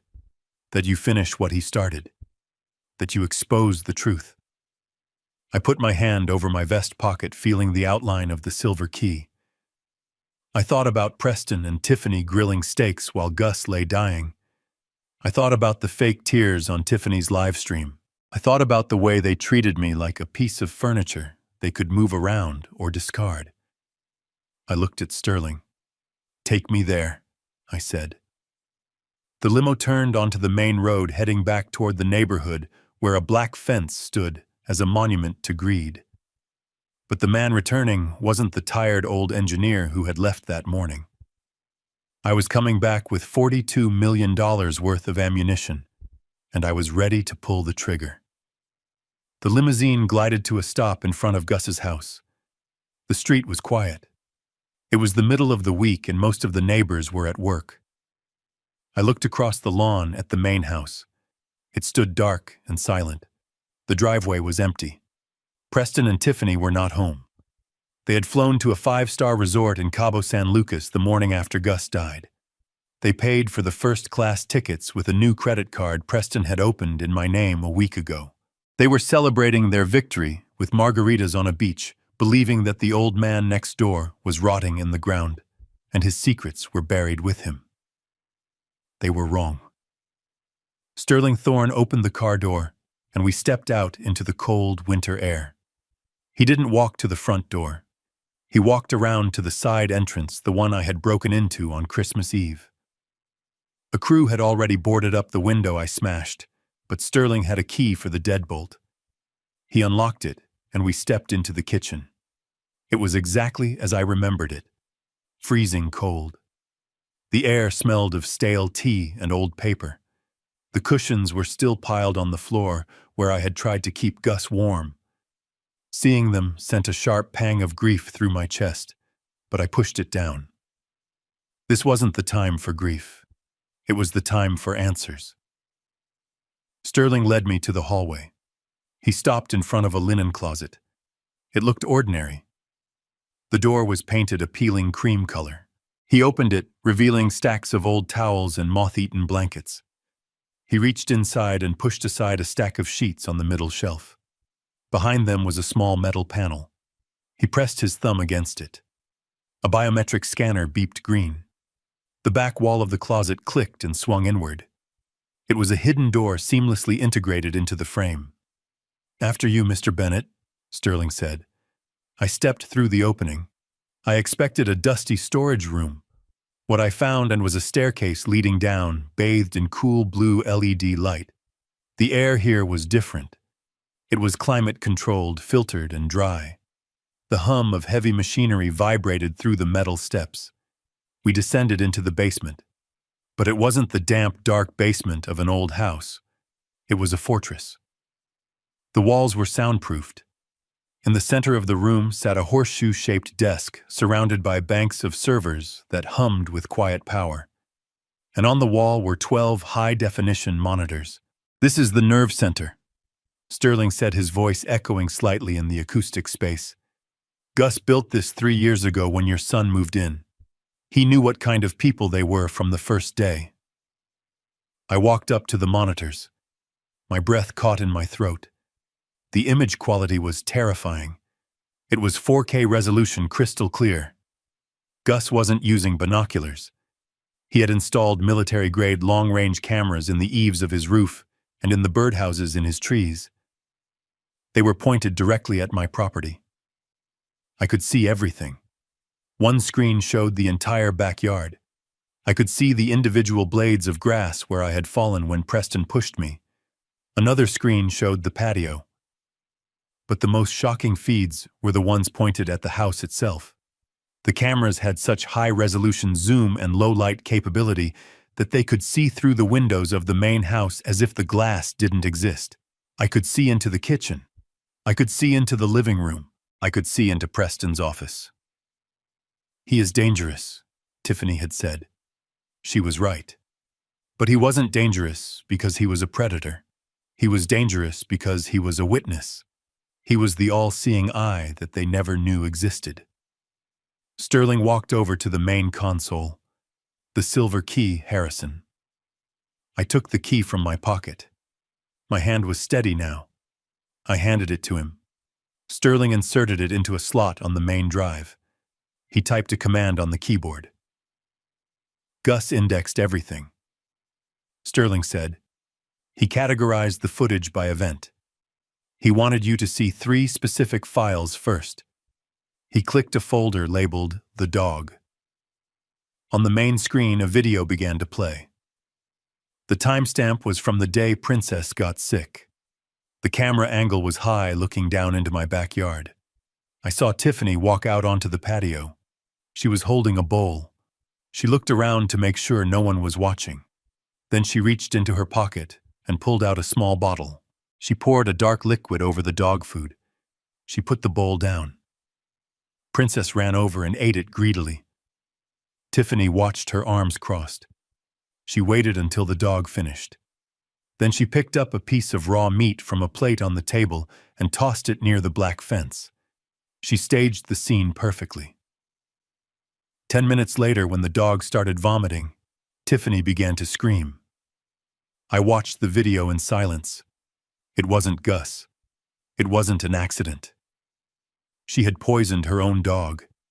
She had made an innocent animal suffer just to frame an old man and create content for her social media. The cruelty was so casual, so calculated, it made my blood run cold. Sterling clicked the next file. The forgery. The screen changed.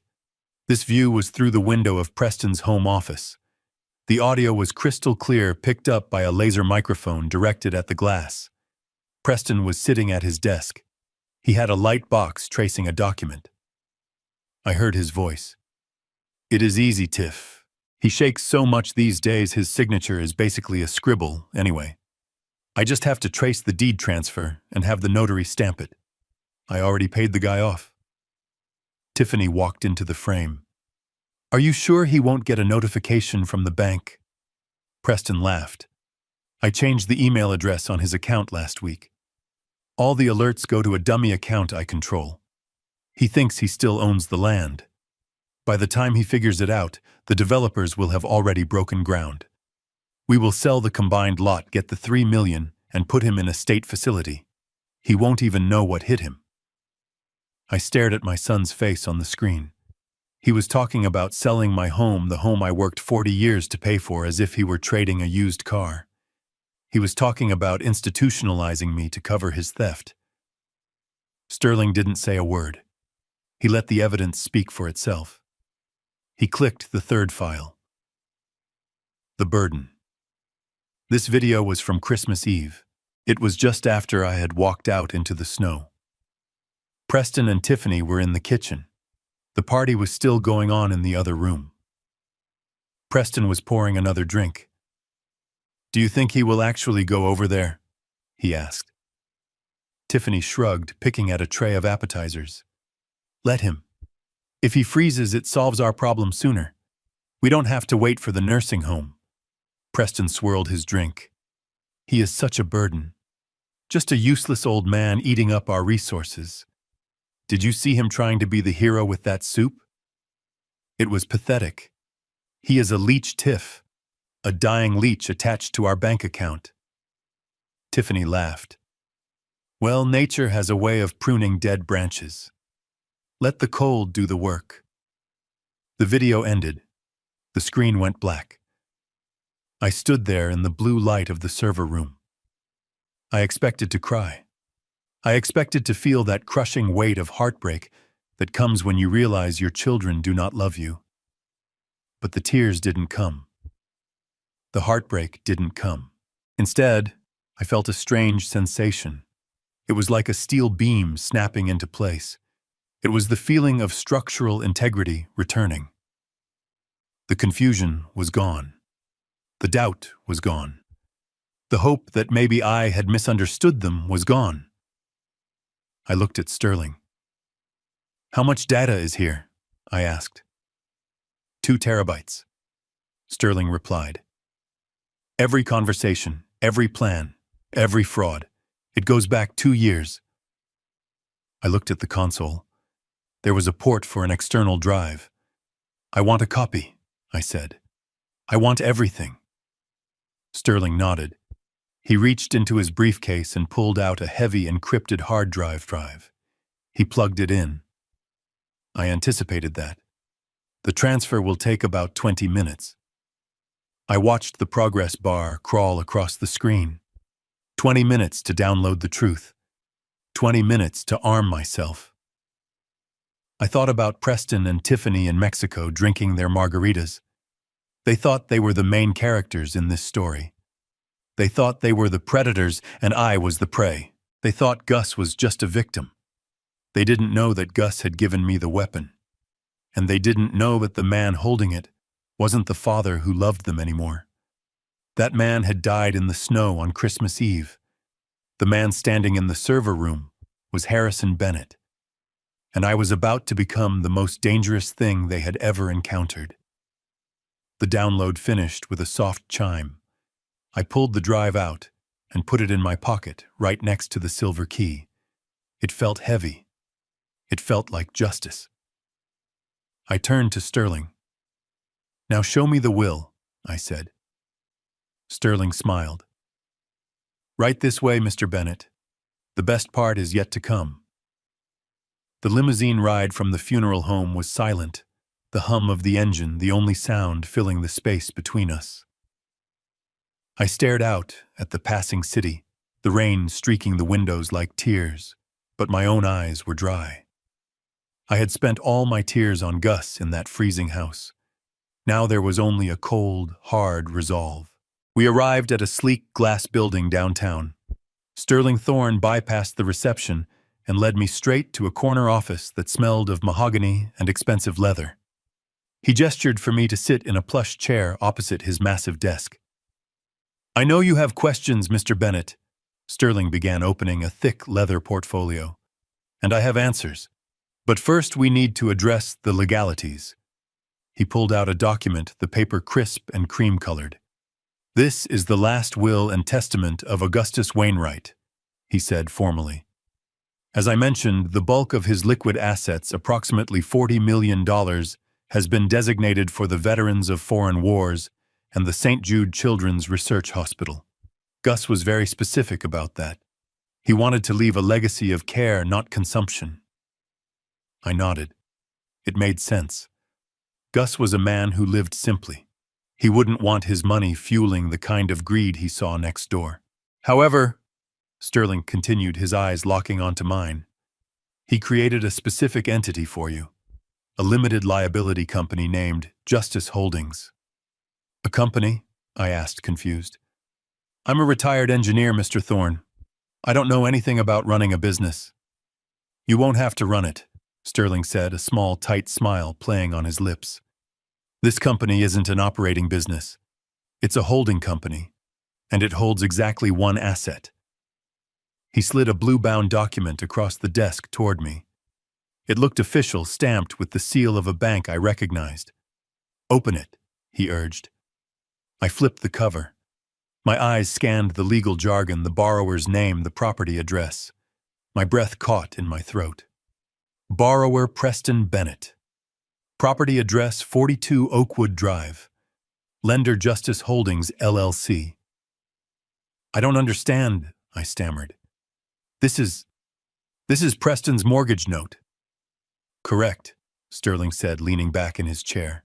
6 months ago, your son stopped paying his mortgage. The gambling debts, the lifestyle, the bad investments, it all caught up with him. He was in pre-foreclosure. The bank was weeks away from putting the house up for auction. I felt a wave of shame wash over me. My son, the successful real estate agent, was a fraud. He had been living in a house he couldn't afford, pretending to be a king, while the castle was crumbling around him. Gus monitored the public records, Sterling explained. When he saw the notice of default filed against the property, he acted. He used a shell company to approach the bank. Banks hate bad debt, Harrison. They want it off their books. Gus bought the non-performing note for cash at a significant discount. He paused, letting the reality sink in. Gus became the bank Harrison. For the last 6 months, your son hasn't owed money to Chase or Wells Fargo. He has owed it to Gus, or rather to Justice Holdings. And he hasn't paid, I asked, though I already knew the answer. Not a dime, Sterling confirmed. He is currently 5 months delinquent. He has ignored every demand letter, every notice. He probably thinks it's just bureaucratic incompetence buying him time until he can sell the land to that developer. Sterling leaned forward, his voice dropping an octave heavy with implication. Under Pennsylvania law, once a borrower is more than 120 days delinquent, the lien holder has the right to accelerate the loan and initiate foreclosure proceedings immediately. He pointed a manicured finger at me. You own Justice Holdings Harrison. You are the sole member and manager. That means you are the lender. You own the debt. And you have the legal right to foreclose on your own son. Today. The room went silent. I stared at the document in my hands. It wasn't just paper. It was a sword. Gus hadn't just given me evidence of their cruelty. He had given me the legal authority to evict them from the life they had stolen. Technically, Sterling said, watching my face closely, you are their landlord, and a very powerful one at that. You can seize the property to satisfy the debt. You can sell it. You can kick them out. I thought about the conversation I had heard in the server room. Preston laughing about selling the house, about putting me in a facility. He was planning to sell a house he didn't even own anymore. He was counting chickens that had already been slaughtered. How fast can we do this? I asked, my voice steady. Sterling's smile widened. It was a shark's smile, sharp and satisfied. The paperwork is already drafted. Gus had me prepare it the week before he died. He knew the timing would be critical. All we need is your signature authorizing the foreclosure action. We can post the notice on the door tomorrow morning. Tomorrow, I repeated. Tomorrow, Preston and Tiffany would be back from Mexico. They would be tan, rested, and arrogant, expecting to bulldoze Gus's house and celebrate their victory. Instead, they were going to come home to a lock they couldn't open. I picked up the heavy fountain pen Sterling offered. I looked at the signature line. Member Manager Harrison Bennett. I thought about the clueless old man comment. I thought about the poison meat. I thought about Gus freezing in the dark. I signed my name. The ink flowed black and permanent. Done, Sterling said, closing the folder with a snap. Justice Holdings has officially called the loan. The total amount due, including penalties and back interest, is $1.2 million. If they cannot pay that in full within 24 hours, which we know they can't, the property reverts to you. He stood up and extended his hand. Congratulations, Mr. Bennett. You just bought your house back. I shook his hand. It felt solid, real. Thank you, Sterling, for everything. Don't thank me, he said. Thank Gus. He left a note for you with the file. Just one sentence. What did it say? He said, "Tell Harry that sometimes the only way to fix a broken foundation is to tear the house down." I walked out of the office and into the elevator. As the numbers counted down to the lobby, I felt a strange lightness. The grief was still there, but the helplessness was gone. I wasn't the victim anymore. I was the owner. I took a cab back to the neighborhood. The sun was setting, casting long shadows across the street. The black fence still loomed in the backyard, a monument to their hate. But parked in front of Gus's house was a massive yellow bulldozer on a flatbed trailer. Preston must have scheduled it before he left, confident in his plan. I walked up to the driver, a burly man drinking coffee from a thermos. "You here to demo the house next door?" I asked. "Yeah," the driver said. "Work order from a Mr. Preston Bennett. Start clearing the lot first thing tomorrow." I nodded. "Change of plans," I said. "Who are you?" "I'm the owner," I said, my voice ringing with new authority. "And we aren't demolishing that house." I pointed to the main house, the mansion my son had turned into a fortress of lies. "We have a different job for you tomorrow." "What kind of job?" I smiled. It was the first time I had smiled since Christmas. "Eviction," I said. "We're cleaning out the trash." The morning sun glinted off the yellow metal of the bulldozer parked in the street. It was a massive machine, a beast of steel and hydraulic power, sitting idle in front of Gus's house. I stood next to the operator, a man named Mike, sipping coffee from a styrofoam cup and checking my watch. It was 10 in the morning. Their flight had landed an hour ago. They would be here any minute. I adjusted my tie. I was wearing a suit today, not the worn-out cardigan and slacks they were used to seeing me in. I was dressed like the owner of a multi-million-dollar holding company, because that is exactly what I was. A black Uber SUV turned the corner and rolled down the street. It slowed as it approached the house. I could see the faces pressed against the glass. Preston and Tiffany. They looked tan. They looked rested. They looked like two people who had just spent a week drinking tequila on a beach paid for with stolen money. The car stopped. The doors opened. Preston stepped out first, wearing a white linen shirt and sunglasses. Tiffany followed in a sundress and a wide-brimmed hat. They stared at the bulldozer. A wide grin spread across Preston's face. He pointed at the machine, then at Gus's house. "Look at that, Tiff," he shouted. "The city didn't waste any time. They are already here to demo the eyesore. We are going to have a clear lot by the weekend." Tiffany clapped her hands together, a little jump of excitement. "Finally," she squealed. "We can start planning the expansion. I want the pool house right where his garden used to be."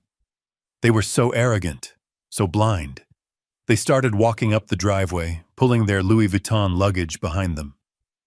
They were so focused on the bulldozer and their imaginary future that they didn't even notice me standing by the front gate of the main house. Not the guest house, the main house. I stepped forward. My cane clicked loudly on the pavement. "Welcome home," I said, my voice carrying across the lawn. They both froze. Preston took off his sunglasses.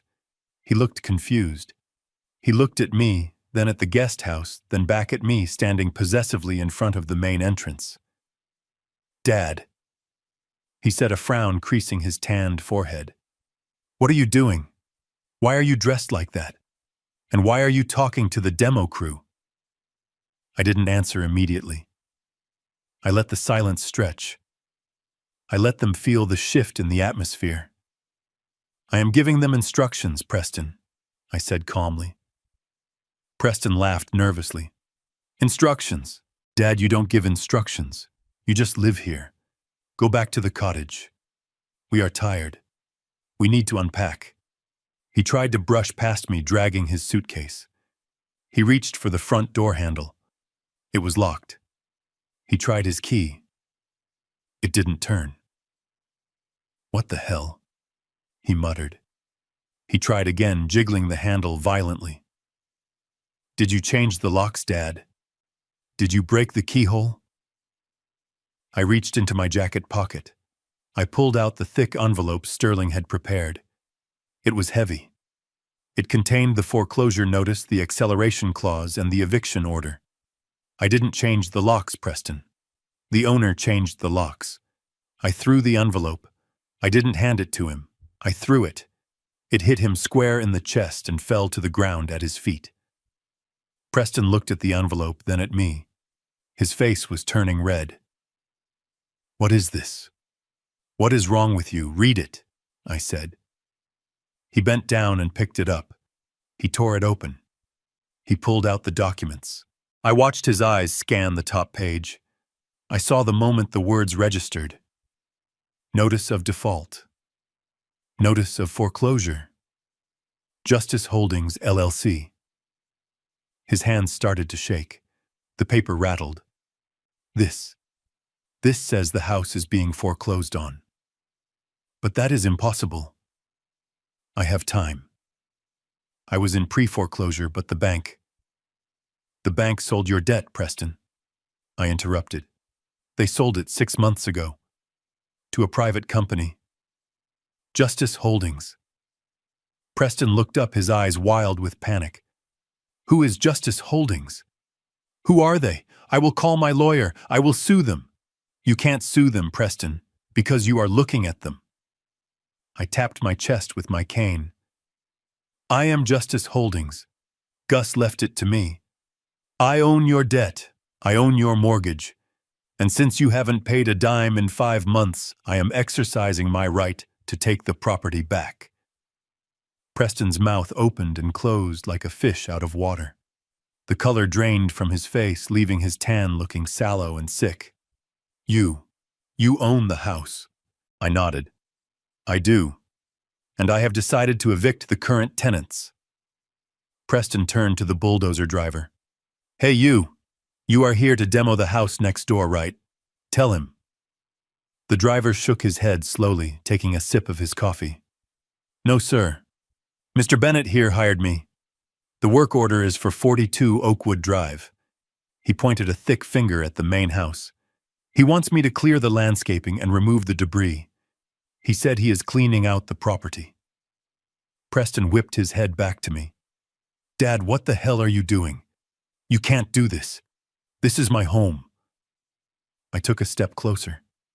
The anger I had held back for months finally surged forward. It wasn't hot and explosive. It was cold and hard like ice. No, Preston. It isn't your home. It never was. I paid for it. I maintained it. And you stole it. But that ends today. I pointed at the bulldozer. I am not demolishing Gus's house. That house has more honor in its foundation than you have in your entire body. I hired him to help me clean out the trash from my house. I looked him up and down with disgust. And the trash is you, both of you. Tiffany, who had been standing silent in shock, suddenly snapped. The reality of losing her mansion, her status, her stage hit her like a physical blow. She dropped her bag and lunged at me. Her face was twisted into a mask of pure, ugly rage. You old bastard, she screamed. You senile old freak! You can't kick us out! This is my house. I decorated it. I made it famous. You are nothing but a guest. She raised her hand to slap me. Her nails were long and sharp. I didn't flinch. I didn't move. I simply raised my other hand, the one holding the iPad I had taken from the server room. I pressed play and turned the screen toward her. The video was bright and clear. It showed Tiffany standing on the patio. It showed the bottle. It showed her pouring the dark liquid onto the dog food. It showed her watching Princess eat the poison. Tiffany froze. Her hand hovered in the air. Her eyes went wide, fixed on the screen. The sound of her own voice on the video echoing in the driveway. That is fake, she stammered. That is a deep fake? It is 4K resolution, Tiffany. I said, my voice cutting through her panic. Recorded by Gus's security system. The same system you said didn't exist. I swiped the screen showing the metadata, the timestamp, the undeniable proof. I have sent a copy of this video to your email, and I have another copy ready to go. I looked at her with zero sympathy. I can send this to the police. Animal cruelty is a felony in Pennsylvania, Tiffany. You could go to jail. Or I can send it to the brands that sponsor you. The makeup companies, the fashion lines. How do you think they will react when they see their influencer poisoning a dog for likes? Your career will be over in 5 minutes. Tiffany lowered her hand. She started to tremble. Tears welled up in her eyes, but they weren't fake this time. They were tears of terror. Please, Harrison, she whispered. Don't. You will ruin me. You ruined yourself, I said. You did this. Not me. Not Gus. You. I turned back to Preston. He was staring at the foreclosure papers in his hand. Tears streaming down his face. He looked broken. He looked like a child who had been caught stealing from the cookie jar, but the jar was worth $2 million. Dad, please. He sobbed, dropping to his knees on the driveway. The gravel crunched under his expensive pants. I didn't know. I swear I didn't know about the poison. It was her idea. She made me do it. He pointed a shaking finger at his wife. She spends all the money, Dad. She forced me to take out the loans. She forced me to gamble to try and catch up. It is her fault. Please don't take the house. I have nowhere to go. Tiffany gasped. She turned on him like a viper. You coward! She shrieked. You spineless loser! You told me you could handle it. You told me your dad was a pushover. You lost the money, Preston. You are the one who failed. You are the one who can't provide for his wife. I told you to pay the mortgage. She screamed, kicking his suitcase. I told you to pay it months ago, but no, you had to buy a new car. You had to go to Vegas. Preston stood up, his face wet with tears and snot. Because you demanded it, Tiffany. You said you would leave me if I didn't buy you things. You are a leech. I watched them. My son and his wife screaming at each other in the driveway, their perfect marriage dissolving the moment the money ran out. It was pathetic. It was tragic. And it was finished. Enough, I shouted. My voice boomed, silencing them both. I don't care whose fault it is. I don't care about your excuses. You are both guilty. You both tried to destroy an innocent man, and you both tried to bury your father while he was still alive. I checked my watch. It is 10:15. I am giving you 24 hours. I pointed to the street. You can take your clothes. You can take your personal items. But the furniture stays. The electronics stay. Anything bought with my money stays. If you are not out by 10:15 tomorrow morning, I will have the sheriff execute the eviction order, and I will press charges for the dog. But where will we go? Preston wailed. We have no money, Dad. The credit cards are maxed out. I looked at my son one last time. I looked for any spark of pity in my heart, but I found only the memory of Gus freezing on the floor. That sounds like a problem for adults, Preston. Figure it out. I turned my back on them. I walked up the steps to the main house. I took out the new key Sterling had given me. It slid into the lock smoothly. I turned it. The door opened. I stepped inside and closed the door firmly behind me, engaging the deadbolt. I stood in the foyer of my home. It was quiet. The air smelled of their expensive candles, but underneath I could smell the house I had built. Outside I could hear them screaming at each other. I could hear Tiffany sobbing. I could hear Preston begging. I walked to the living room window and looked out. The bulldozer was still there, parked like a sentinel. Gus's house stood quiet and safe next door. I had done it. I had saved the neighborhood. I had saved myself. And as I watched my son drag his suitcase down the driveway, defeated and broken, I realized that Gus was right. The checkmate was mine. But it didn't feel like a game. It felt like surgery. Painful, bloody, but absolutely necessary to save the patient. And the patient was my life. The sheriff deputy arrived at exactly 10:15 the next morning. It wasn't the same deputy who had dragged Gus out of his house weeks ago. It was a stern woman with no patience for drama. She stood by the open front door, her hand resting on her belt, watching as Preston and Tiffany dragged their suitcases down the steps. They looked like refugees from a failed luxury cruise. Their designer clothes were wrinkled. Their eyes were red and swollen. They were carrying only what they could fit in 4 bags. I stood on the porch, leaning on my cane, watching them leave. I didn't help them carry a single thing. Preston stopped at the bottom of the stairs. He looked up at the house, then at me. He looked small. The arrogance was gone, replaced by a terrified realization of what lay ahead.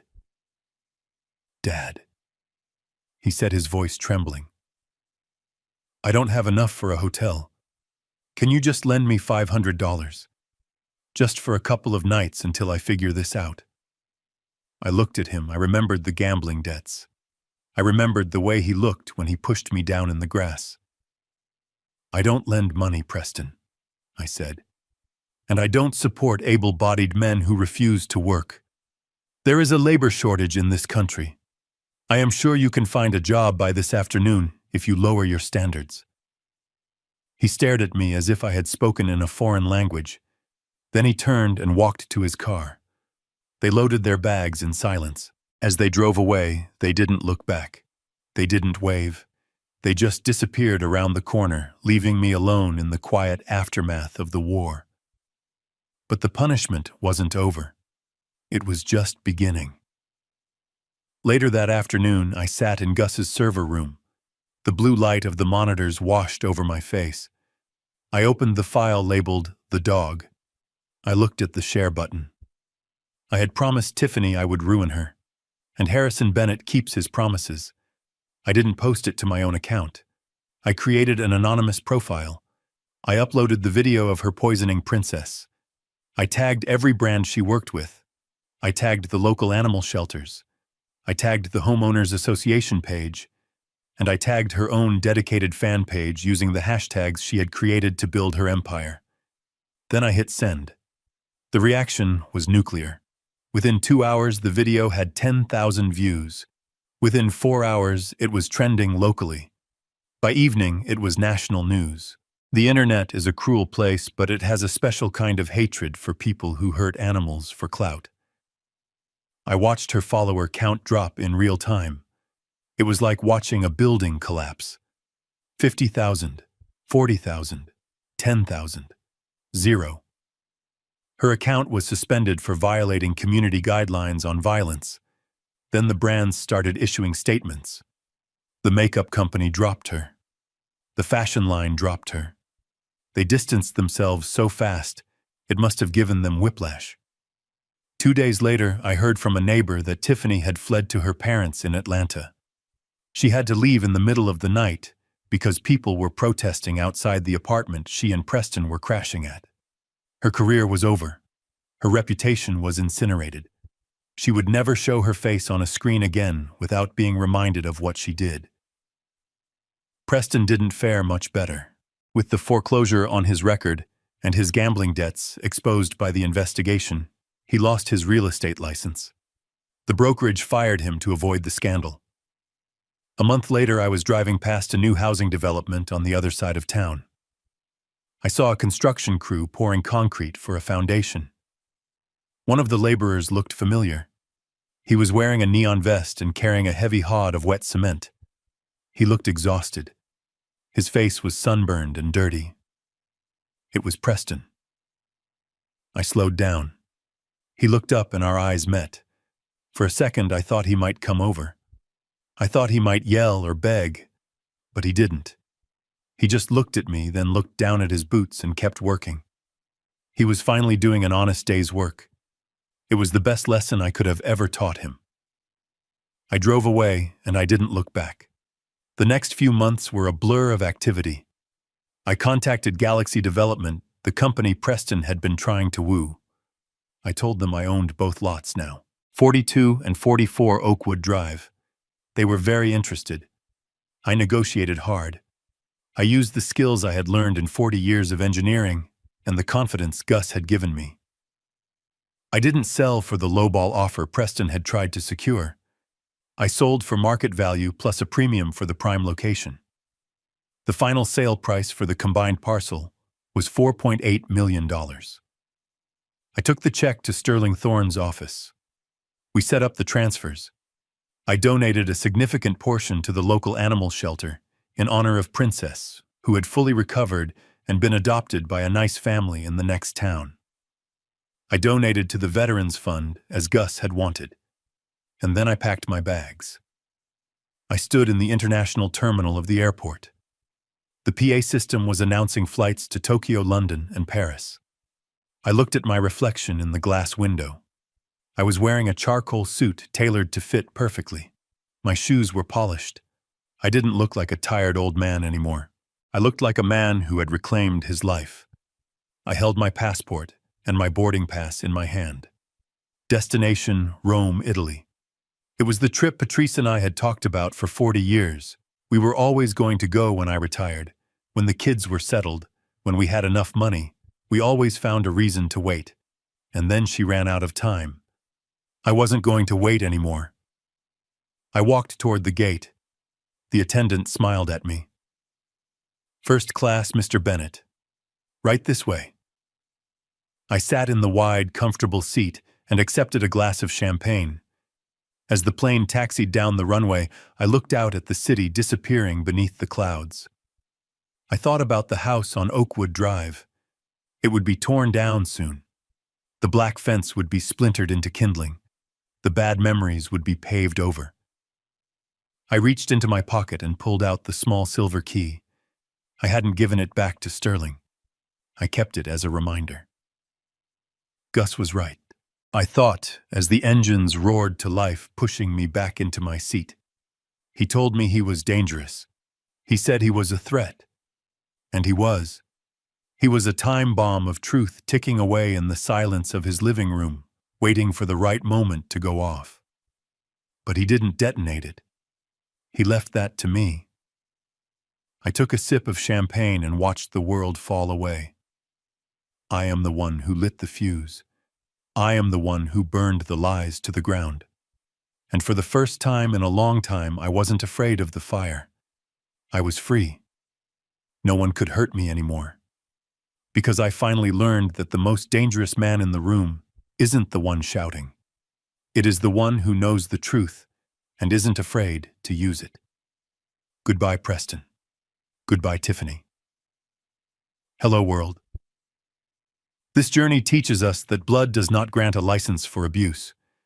Harrison realized that true love sometimes requires the strength to say no and the courage to let grown children face their own consequences. We also learn never to underestimate the quiet ones. Gus showed us that true power isn't about shouting or showing off. It is about patience, observation, and holding on to the truth. Justice may be silent, but it is always watching. If you are being mistreated, remember you are not trapped. You have the power to rewrite your story and reclaim your life. If seeing Preston and Tiffany finally face reality made you cheer, please hit the like button and subscribe to the channel. It helps us share more stories like this. Have you ever had to stand up to ungrateful family members? Tell me your experience in the comments. I would love to hear from you.